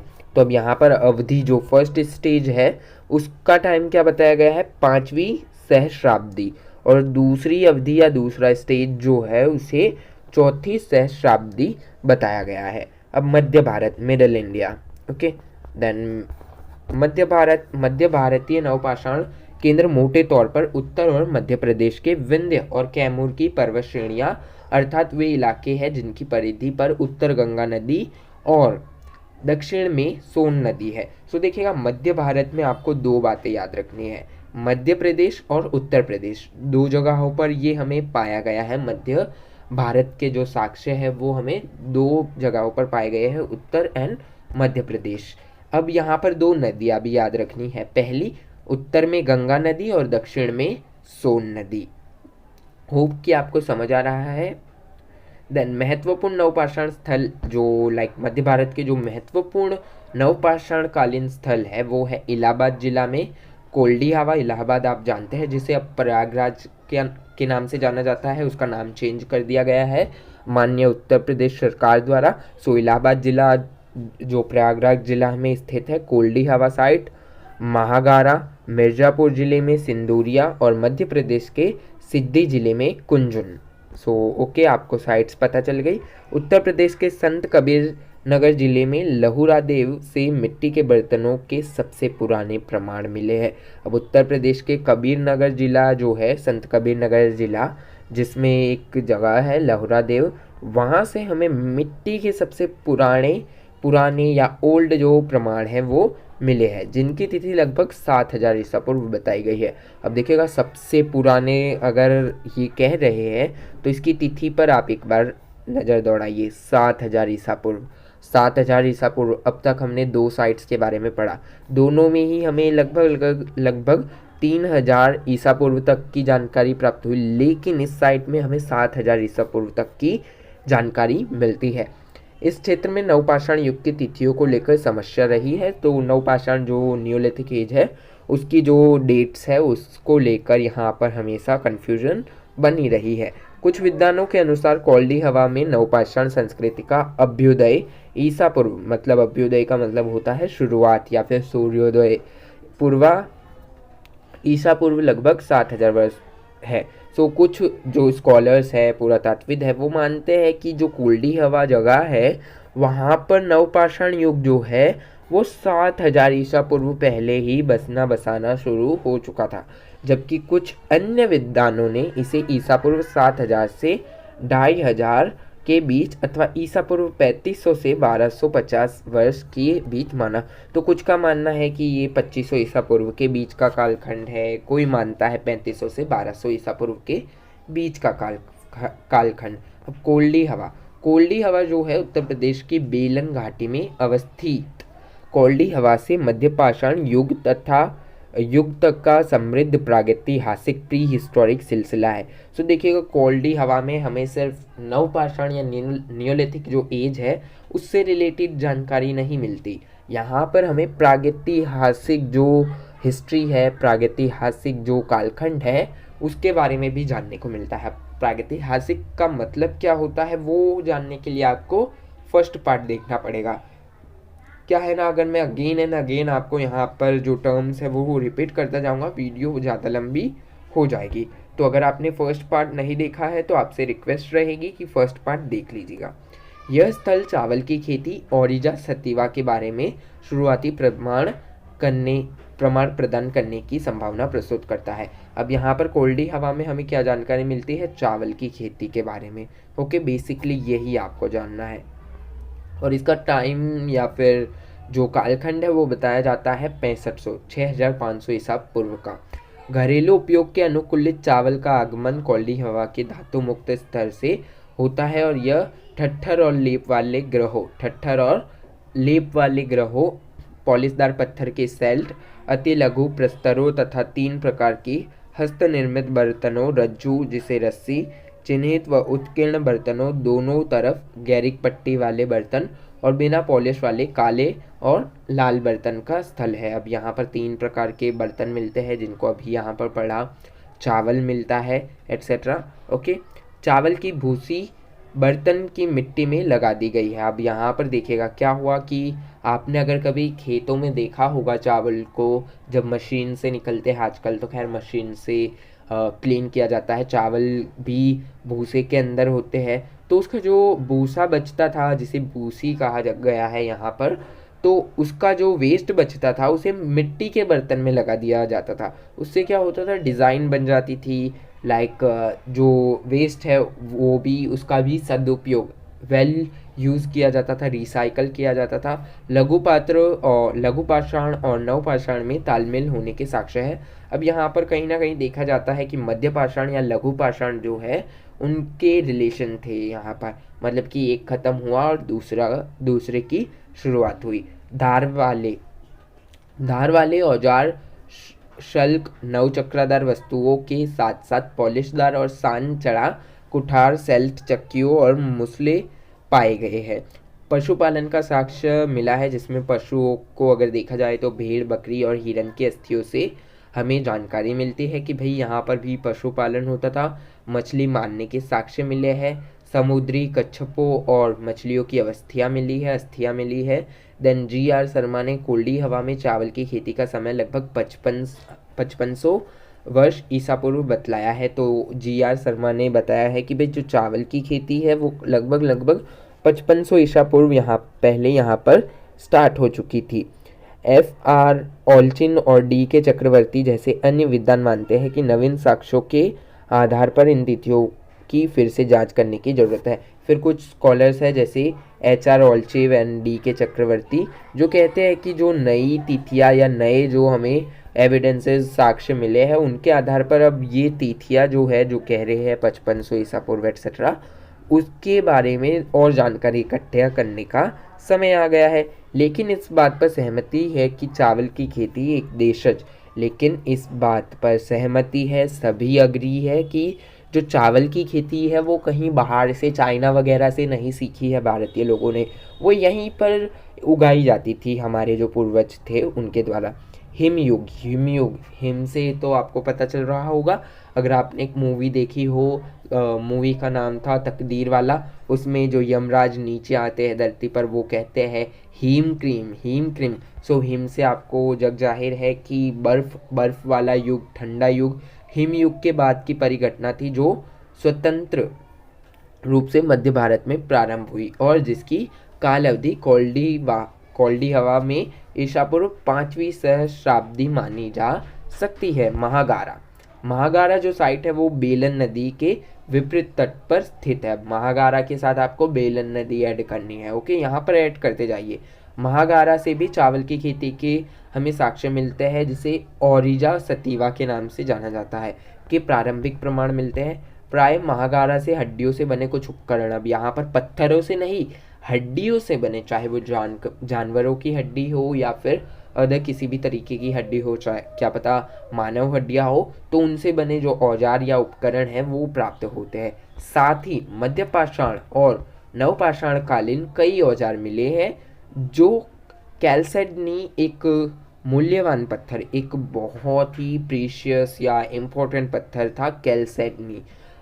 सो यहाँ पर औजार मिलते हैं। उनके साथ साथ गोमेद, बिल्लौर और बेसाल्ट, असीताश्म जैसे धातुओं से बने हैं। इस स्थल में मवेशियों का एक बड़ा मिलने की जानकारी मिली है। बाड़ा आप जानते हैं, जहाँ पर जानवरों को रखा जाता है। ओके, देन यह घोड़े की हड्डियों की खोज का स्थल भी है। यहाँ पर कहीं ना कहीं घोड़े के साक्ष्य भी मिलते हैं कि भाई घोड़े भी हुआ करते हैं, क्योंकि हड्डियाँ भी मिली है। नवपाषाण युग के लोगों द्वारा उपयोग में लाए जाने वाले बर्तन हाथ से बने व हल्की आग में पकाए हुए होते थे, तो बर्तन के बारे में मिल गई जानकारी। इनमें पुआल और चावल की भूसी जैसी सामग्रियाँ मिलाई जाती थी, तो बर्तन बनाने के लिए पुआल और चावल की जो भूसी होती है उनकी सहायता ली जाती थी। मुख्य मृद भांड रस्सी से बांधे अथवा चिन्हित किए जाते थे, तो मृद भांड बर्तन होते थे वो रस्सी से बांधे जाते थे या चिन्हित किए जाते थे। हालांकि कहीं कहीं उत्कीर्ण अभिकल्प वाले बर्तन भी मिले हैं, तो उत्कीर्ण अभिकल्प वाले बर्तन भी कहीं कहीं पर मिले हैं। अब मध्य गंगा की घाटी, पूर्वी उत्तर प्रदेश और बिहार के क्षेत्रों को आच्छादित करने वाली मध्य गंगा की घाटी मुख्य रूप से सदानीरा गंगा नदी का दिग्दर्शन कराती है। अब यहाँ पर देखिएगा मध्य गंगा की घाटी, हमें यहाँ पर कहीं ना कहीं गंगा नदी यहाँ पर भी याद रखना है। गंगा अपने साथ सरयू और घाघरा जैसी अपनी सहायक नदियों के अपवहन को लेकर चलती है। अब यहाँ पर क्या है कि गंगा नदी जो है इसमें कहीं ना कहीं सरयू और घाघरा नदी जो है उसका साथ देखा जाता है गंगा नदी के साथ साथ। ओके, इसलिए स्वाभाविक है कि इस क्षेत्र के अधिकांश नवपाषाणकालीन स्थल नदियों के किनारे मिलते हैं। तो बहुत सारी जो साइट्स है वो नदियों के किनारे ही देखने को मिलती है। नरहन सरयू नदी के तट पर, सो देखिएगा एक साइट है नरहन जो सरयू नदी के तट पर है। इमलीडीह कुआना धारा के तट पर, सोहागौरा राप्ती नदी के तट पर, ताराडीह तथा सैनुवार जैसे अन्य स्थल भी है। चिरान जिसे इस क्षेत्र का प्रतिनिधि स्थल माना जाता है, सबसे इम्पोर्टेंट स्थल अगर माना जाए मध्य गंगा घाटी का तो वो है चिरांद। ओके, सो इसका जो कालखंड है वो 2100 ईसा पूर्व से 1400 ईसा पूर्व के आसपास का बताया जाता है, जहाँ पर हमें नवपाषाणकालीन जो संस्कृतियाँ हैं उसकी जानकारी प्राप्त होती है। चिरांद 1 किलोमीटर लंबा चिरांद का टीला सरयू और गंगा के संगम पर अवस्थित है और डॉक्टर चक्रवर्ती के अनुसार इस स्थल पर बसावट का प्रारंभ ईसा पूर्व 3री सहस्राब्दी के मध्य से भी पहले हुआ होगा। सो देखिए चिरांद एक ऐसी जगह है जो सरयू और गंगा नदी के संगम के आसपास बसी हुई है। 1 किलोमीटर लंबा ये टीला है और चक्रवर्ती एक हिस्टोरियन है, पुरातत्वविद है। उनके अनुसार ये बताया जाता है कि जो इस साइट की जो बसावट है, रहना शुरू किया था लोगों ने, वो लगभग 3री ईसा पूर्व 3री सहस्राब्दी के मध्य से भी पहले हुआ होगा। चिरांद के नवपाषाणकालीन अवधि 1 या स्टेज 1 निक्षेप से खुरदुरे मृणपात्र बर्तन प्राप्त होते हैं जो लाल, धूसर और काले रंग के हस्त निर्मित पात्र है और उनमें से कुछ पर पकाए जाने के बाद के रंग चित्र और भित्ति चित्र मिलते हैं। पक्की मिट्टी से बने अनेक वस्तुएं जिनमें कुबड़ा, सांड, पक्षी, सांप के अतिरिक्त कड़े, मनके, दहलवांस की गेंदें इत्यादि शामिल है पाई गई है। वहाँ के लोग स्तंभ गर्तों और चूल्हे चौकों से युक्त कट्ठर और लेप वाले कुटीरों में रहते थे। अब यहाँ पर क्या था कि चूल्हे चौके, अगर आप गांव में बेसिकली अगर आप विज़िट करते हैं तो वहाँ पर आपको बहुत से मकान ऐसे मिलेंगे जो लेप से बनाए गए हैं। लेप मतलब कि गोबर का लेप होता है या फिर अदर जो मिट्टी का लेप होता है एट्सेट्रा, उससे बनाए जाते हैं और वहाँ पर चूल्हे जो है वो भी वहीं पर प्राप्त होते हैं, देशी चूल्हे। जो अगर आप एक बार यूट्यूब पर कहीं पर भी विलेज लाइफ की वीडियो देख लीजिएगा, वहाँ पर आपको बहुत सारे गाँव में जो पुराने ज़माने में मकान वगैरह हुआ करते थे वो दिख जाएंगे। सो उसी प्रकार के यहाँ पर भी मकान देखे गए हैं, खेती देखी गई है, जीविका के लिए पशुपालन देखा गया है। यहाँ देखिएगा, जीविका के लिए खेती एंड पशुपालन। मुख्य फसलें क्या थी यहाँ की? चावल, गेहूँ, जौ, मूंग, मसूर। इससे यह पता चलता है कि वे साल में 2 फसलें उगाते थे, शीतकालीन और शरतकालीन। ओके, जानवरों के अवशेषों में पालतू पशुओं से लेकर हाथियों और गैंडों की व्यापक श्रेणियां शामिल थी। यहाँ पर हमें हाथियों और गैंडों के बारे में भी जानकारी मिलती है। कश्मीर में बुर्जहोम को छोड़कर देश में चिरांद अकेला अन्य स्थल है जहाँ भारी मात्रा में अस्थियों और मृगशृंगों से बनी वस्तुएं जैसे छेदक, खुरचनी, बैधक और वाणाग इत्यादि प्राप्त हुए। तो देखिएगा, अगर कश्मीर में देखा जाए तो बुर्जहोम एक मोस्ट इम्पोर्टेंट साइट है। एंड अगर हम गंगा की तलहटी में देखें या फिर मध्य गंगा की घाटी में देखें तो सबसे ज़्यादा इम्पोर्टेंट उत्तर भारत की जो इम्पोर्टेंट साइट अगर कही जा सकती है तो वो कहीं ना कहीं चिरांद है, जहाँ पर हमें बहुत सारी अस्थियाँ मिल रही है। अलग अलग जो साक्ष्य है जैसे छेदक, खुरचनी, बैधक, वाणाग एट्सेट्रा प्राप्त हो रहे हैं। अस्थियों से निर्मित आभूषण प्राप्त होते हैं, हड्डियों से जो बने होते हैं जैसे पेंडेंट, गले में सिकड़ी से लटकता जेवर, कड़े और कर्णफूल भी पाए गए हैं। पत्थर से निर्मित औजारों में लघु पाषाण, नवपाषाण कालीन कुठार और पत्थर में मसूल और चक्की जैसे अन्य उपकरण शामिल है। गोमेद, कार्नेलियन, सूर्यकांत, सेलखड़ी, अलंकृत मृणपात्र तथा पहले वर्णित पक्की मिट्टी अस्थि और मृगशृंग के बड़े ढेर से में प्राप्त साक्ष्य से शिल्प उत्पादन और संभवतः वस्तुओं के विनिमय की और गमन का संकेत मिलता है। अब यहाँ पर देखिएगा अलग अलग तरीके के इम्पोर्टेंट प्रीशियस पत्थर मिलते हैं, उनसे बने कुछ बर्तन मिलते हैं एक्सेट्रा हमें यहाँ पर मिलता है, जिससे हमें ये पता चलता है कि वस्तुओं का यहाँ विनिमय होता था और गमन का संकेत मिलता है। पूर्वी भारत। पूर्वी भारत में झारखंड, पश्चिम बंगाल और बिहार राज्य शामिल है। अब पूर्वी भारत में कौन से 3 राज्य इंपॉर्टेंट है? झारखंड, पश्चिम बंगाल एंड बिहार। यहाँ से प्राप्त नवपाषाण कालीन अवशेष एक समृद्ध प्रागैतिहासिक अतीत की जानकारी देते हैं। तो यहाँ पर हमें कहीं ना कहीं जो साक्ष्य मिले हैं, अवशेष मिले हैं, यहाँ पर प्रागैतिहासिक अतीत, प्री हिस्टोरिक जो पीरियड था उसके बारे में जानकारी मिलती है। महत्वपूर्ण स्थल अगर देखे जाए पूर्वी भारत के, तो उसमें उड़ीसा में कुचई और गोलबई शासन, पश्चिम बंगाल में पांडुरजार, डीबी, भरतपुर और महेशदल और झारखंड में बारूडीह। चूँकि खुदाइयों के गंभीर प्रयास नहीं हुए हैं, नवपाषाण युगीन जीवन पद्धति का एक आजमाइशी खांचा ही खींचा जा सकता है। यहाँ पर क्या है कि ज़्यादा फोकस नहीं किया गया है इन साइट्स पर, तो हम यहाँ पर सिर्फ एक आजमाइश करेंगे और देखेंगे कि किस तरीके से यहाँ पर क्या प्राप्त हुआ और यहाँ के लोगों का जीवन वगैरह कैसा था। कुचई। कुचई उड़ीसा के मयूरभंज के समीप स्थित है। कुचई में नवपाषाण स्तर के अस्तित्व की स्थापना सैल्ट कुठार जैसे पॉलिशदार प्रस्तर यानी कि पत्थर उपकरणों के आधार पर किया गया है।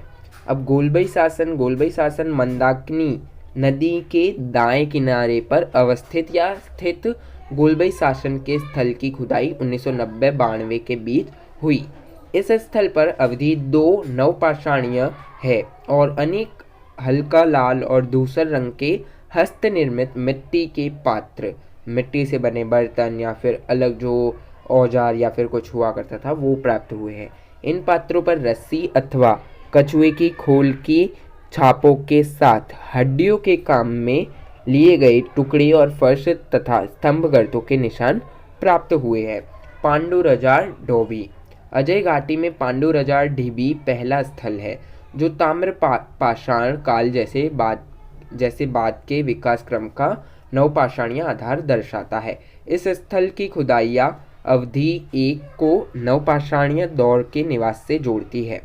इसकी विशेषताएं है हस्त निर्मित धूसर बर्तन जिन पर चावल की भूसी की छाप है। चावल की भूसी की छाप आप जानते हैं, पहले मैं बता चुका हूँ आपको।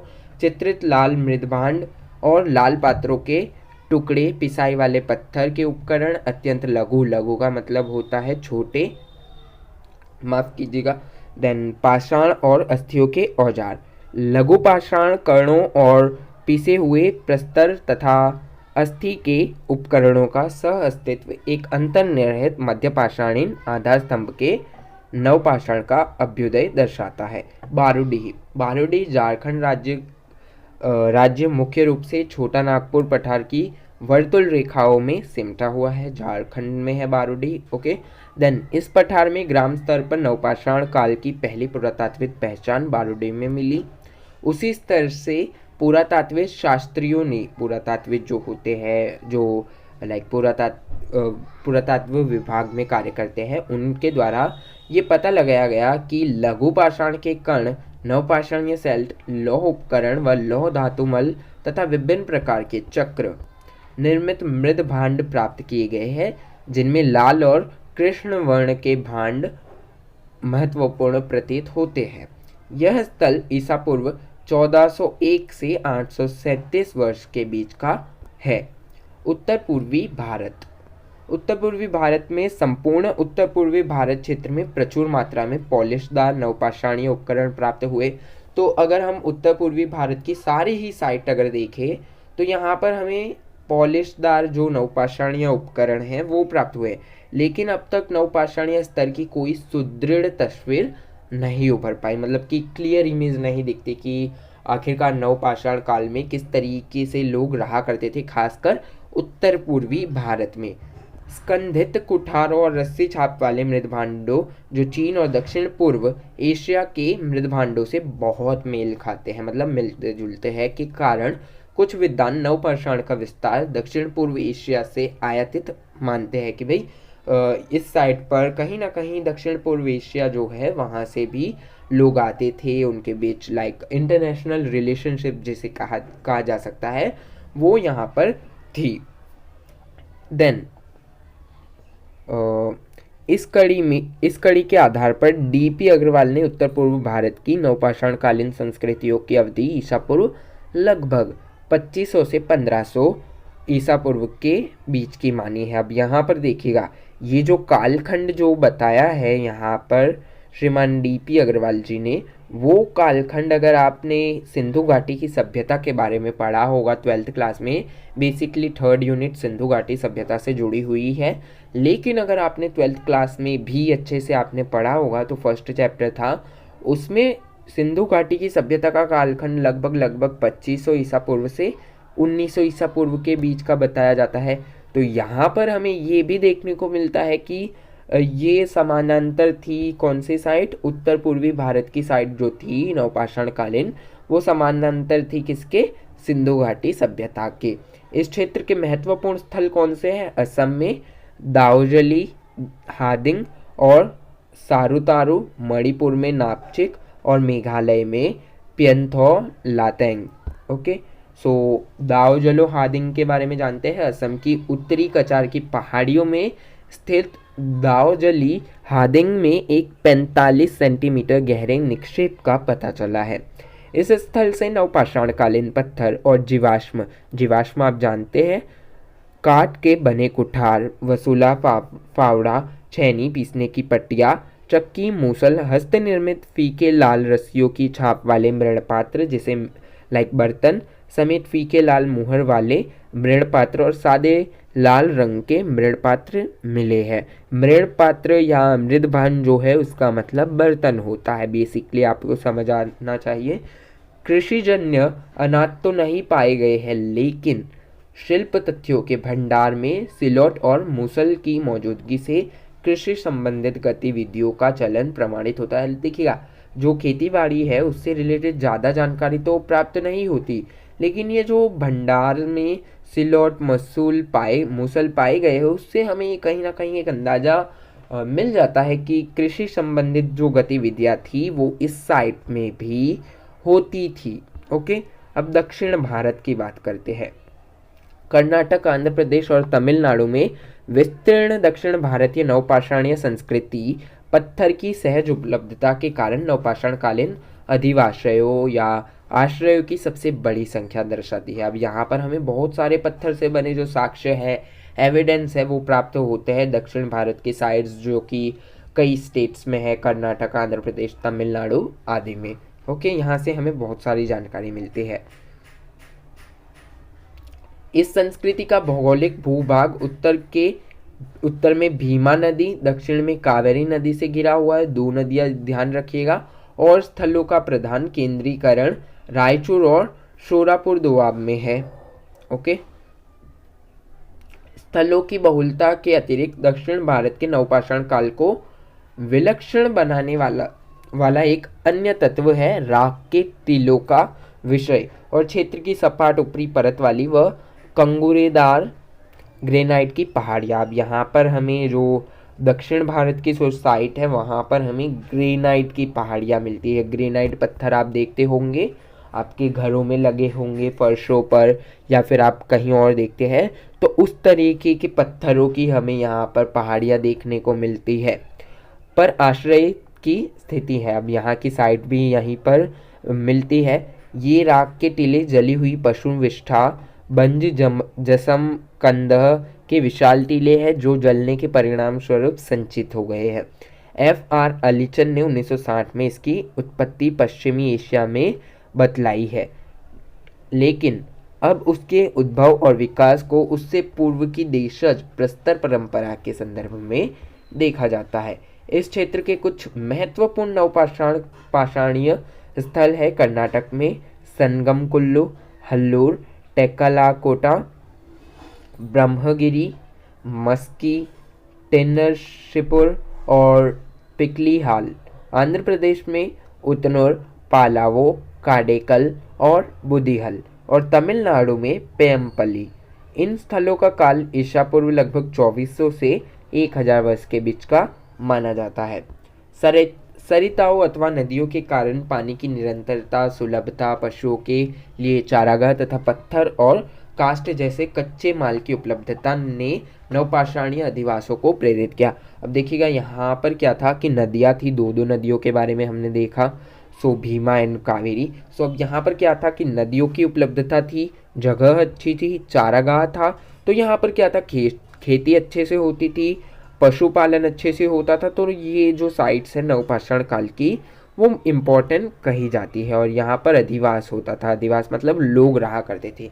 शिविर तथा निवास स्थान दोनों प्रकार के स्थल वहाँ पर पाए गए हैं। लोग ठट्ठर और लेप वाले गोलाकार कुटीरों में रहते थे। अब ठट्ठर और गोलाकार लेप वाले मकानों में ये रहा करते थे उस कालखंड के लोग। लगभग सभी कुटीरों में चूल्हे, चौके और भंडार गृह पाए गए हैं। जीविका मुख्यतः प्रारंभिक कृषि और पशुपालन में मिश्रित अर्थव्यवस्था पर निर्भर थी। ज्वार, बाजरा, जौ, कुल्थी, मूंग व उड़द के जले हुए दाने पाए गए हैं। पूर्व में विद्वानों की राय थी कि ज्वार बाजरा दक्षिण अफ्रीका से आया होगा, लेकिन हाल के शोध इस परिकल्पना का निषेध करते हैं। पहले माना जाता था कि जो ज्वार या बाजरा जो है वो दक्षिण अफ्रीका से लाया गया होगा भारत में, लेकिन जब यहाँ पर हमें ये सारी चीज़ें मिली, ज्वार, बाजरा, मूंग, उड़द एक्सेट्रा, तो यहाँ से हमें पता चल गया कि नहीं भाई, ये जो फसल है वो इंडिया की, भारत की देशज है। देशज अर्थात यहीं पर उगाया जाता था या उगाई जाती आ रही है। मछली की हड्डियों और पशुओं की जली हुई टूटी हुई हड्डियों से पता चलता है कि मछली मारने और शिकार करने की आहार की आवश्यकता बहुत हद तक पूरी हो जाती थी, मतलब कि मछलियाँ भी पकड़ी जाती थी। ओके, एंड सघन कुल्लू एक ऐसे सुदीर्घ व्यवसाय की तस्वीर प्रस्तुत करता है जिसकी शुरुआत पूरा पाषाण युग के दौर से होती है। अब ये साइट कहीं ना कहीं जोड़कर देखी जाती है, किस साइट से? पूरा पाषाण। पूरा पाषाण के बारे में अगर आपको जानकारी चाहिए तो फर्स्ट पार्ट जरूर देखिएगा। पूरा पाषाणीय व्यवसाय के बाद बिल्लौर के पर्तीदार औजार और नवचंद्राकार औजार का यूनिट जिसे कहते हैं का लघु पाषाणीय उद्योग का काल आता है। अब यहाँ पर यूनिट का जो व्यापार था वो देखा गया है, उद्योग देखा गया है। इस क्रम में पॉलिशदार प्रस्तर के उपकरण वाले उद्योग आते हैं, लेकिन ऐसा तभी होता है जब स्थल पर गहरी भरी मिट्टी बिछ जाती है। जैसे नवपाषाण और आरंभिक लघु पाषाण, मध्य पाषाण जिसे बेसिक भाषा में कहेंगे, के स्तरों के बीच समय के अंतराल का संकेत मिलता है। स्थल पर खुरदुरे, धूसर, लाल मृण पात्र मिले हैं जो या तो हस्त निर्मित है या धीमी गति वाले चाक पर बने हैं। भंडारण गर्तों के अवशेष के रूप में ढोर, भेड़ और बकरी जैसे पालतू पशुओं की अस्थियां और जले अनाज के दाने प्राप्त हुए हैं। पिकलीहल एक साइट है, स्थल वस्तुतः राग का टीला है जो कर्नाटक के रायचूर जिले में स्थित है। यहाँ रहने वाले नवपाषाण युग के लोग गाय, बैल, बकरी, भेड़ इत्यादि मवेशियों को पालते थे। ये लोग यायावर थे। यायावर साम्राज्य के बारे में आपने पढ़ा है? अगर पढ़ा है तो आपके माइंड में तुरंत आएगा, नहीं पढ़ा है तो एक 15-20 मिनट की वीडियो देख लीजिएगा। ये आपके सिलेबस में नहीं है लेकिन आपकी नॉलेज गेन हो जाएगी। सो यायावर थे जो काठ के खंभों और खूंटों से निर्मित गाय के बाड़े क्या होते हैं, मतलब कि मान लीजिएगा कोई एक बाउंड्रीज जैसा बना दिया, उसको ढक दिया एंड वहाँ पर गाय रखी जाती थी, मतलब गाय पाली जाती थी, वहाँ पर उनका दूध वगैरह निकाला जाता था, उनको रखा जाता था। सो यहाँ पर गाय के बाड़े, घीरे, मौसमी छावनियाँ बनाकर रहते थे। इन बाड़ों में वे गोबर लीद जमा करते थे। अब गोबर लीद यहाँ पर जमा किया जाता था बाड़ों में। जब घूमने का समय आता था तो छावनी वाली पूरी ज़मीन पर आग लगा दी जाती थी। तो जब यहाँ से जाने का या घूमने का जब टाइम आता था तो यहाँ पर आग लगा दी जाती थी, जिससे क्या है, ज़मीन दोबारा से अपनी जो ताकत है वो प्राप्त कर पाए और उसे साफ़ किया जाता है। साफ़ करने का सबसे इजी तरीका है कि आग लगा दो, उपसंहार। महाद्वीप में नवपाषाणीय संस्कृतियों के विस्तार और विविधता का सामान्य अवलोकन हमें उन बृहत्तर और स्थानीय गतिविधियों को समझने में मदद करता है जिन्होंने इस परिघटना को जन्म दिया। निश्चय ही कुछ स्थलों पर प्राप्त लघु पाषाणीय अवशेष नवपाषाण के पूर्व के हैं, लेकिन अन्य अवशेष पूर्ण विकसित नवपाषाणीय दौर के मौन साक्ष्य प्रस्तुत करते हैं। देखिएगा बहुत सारी हम साइट्स के बारे में पढ़ते हैं। बेसिकली आपको अगर एक छोटे छोटे शब्दों में और समझ आने वाले शब्दों में समझाऊँ तो हम हिस्ट्री में अनेक साइट्स के बारे में पढ़ते हैं, जिससे हम इतिहास के बारे में पता लगा सके, लोग क्या करते थे, क्या खाते थे, कैसे रहते थे, उनके बारे में जानकारी पता लगा सके। लेकिन जब हम अलग अलग साइट्स में एक्सकवेशन स्टार्ट करते हैं, खुदाई स्टार्ट करते हैं, तो वहाँ पर हमें एक से ज़्यादा संस्कृतियों के बारे में जानने को मिलता है। हमने बहुत सारी साइट्स देखा जहाँ पर हमें सिंधु घाटी की सभ्यता, मध्य पाषाण, पुरा पाषाण एंड नव पाषाण एंड अलग अलग जो एम्पायर्स रहे होंगे भारत में, उनसे रिलेटेड साक्ष्य मिले हैं। लेकिन यहाँ पर हमें कहीं ना कहीं फोकस करना होता है किन पर, जिनके बारे में हम यहाँ पर जान रहे हैं। अगर हम इस यूनिट में, इस टॉपिक में पाषाण युग यानी कि स्टोन एज के बारे में जान रहे हैं, एंड स्टोन एज को भी 3 टॉपिक में डिवाइड किया गया है, पुरा पाषाण, मध्य पाषाण और नव पाषाण में। तो इस टॉपिक में पर्टिकुलरली नव पाषाण के बारे में जान रहे हैं, तो हम यहाँ पर नव पाषाण के बारे में जानेंगे। अब इसके बाद हम जानेंगे सिंधु घाटी सभ्यता के बारे में। तो अब हमारा फोकस क्या रहेगा? सिंधु घाटी की सभ्यता, हड़प्पा सभ्यता जिसे कहा जाता है। अब यहाँ पर क्या है, हमारा फोकस रहेगा सिंधु घाटी की सभ्यता पर, हड़प्पन सभ्यता पर। अब हम हड़प्पा सभ्यता को नव पाषाण, मध्य पाषाण, पुरा पाषाण के साथ कंपेयर करेंगे। लेकिन यहाँ पर हम क्या कर रहे थे, नव पाषाण को सिंधु घाटी के साथ कंपेयर कर रहे थे, नव पाषाण को पुरा पाषाण से, मध्य पाषाण से कंपेयर कर रहे थे। सो के आई होप कि आप समझ चुके हैं। लेकिन हमें यहाँ पर साक्ष्य किसके मिलते हैं देखने को, जिस साइट के बारे में हम जान रहे होते हैं। तथापि ईसा पूर्व की 5वीं और पहली शताब्दियों के बीच पूरे देश के लोग नवपाषाणीय संस्कृति, सो देखिएगा 5वीं से पहली शताब्दी जो थी वहाँ पर हमें नवपाषाण कालीन संस्कृतियों के बारे में पता चलता है। व्यवस्थित कुटिया, कृषि, पशुपालन, मृदभांड, शिल्प उत्पादन और अग्रसर थे वहाँ पर। लेकिन मानव की सांस्कृतिक विकास की कहानी यहीं पर समाप्त नहीं हो गई, यहाँ से शुरुआत हुई है, क्योंकि यह मात्र वह आधारशिला थी जिस पर बड़ी बड़ी सभ्यताएं खड़ी होनी थी, जो हम आगे पढ़ेंगे। नवचंद्राकार औजार ये है, ओके रुकिएगा मैं ये पेन का यूज़ करता हूँ। देखिएगा नवचंद्राकार औजार जिसे लूनेट कहते हैं, चतुर्भुजाकार औजार ट्रेपेज जिसे कहते हैं, तिकोने औजार ट्रायंगल, देन मुद्रिका के आकार में औजार रिंग स्टोन ये, देन फसल काटने के औजार, देन कुठार के बारे में हम बहुत बार पढ़ चुके हैं, बहुत देर से कुठार वर्ड आ रहा था, तो ये रहा कुठार, देख लीजिएगा। कुछ मध्य पाषाण कालीन एवं नवपाषाण कालीन औजार ये, ओके।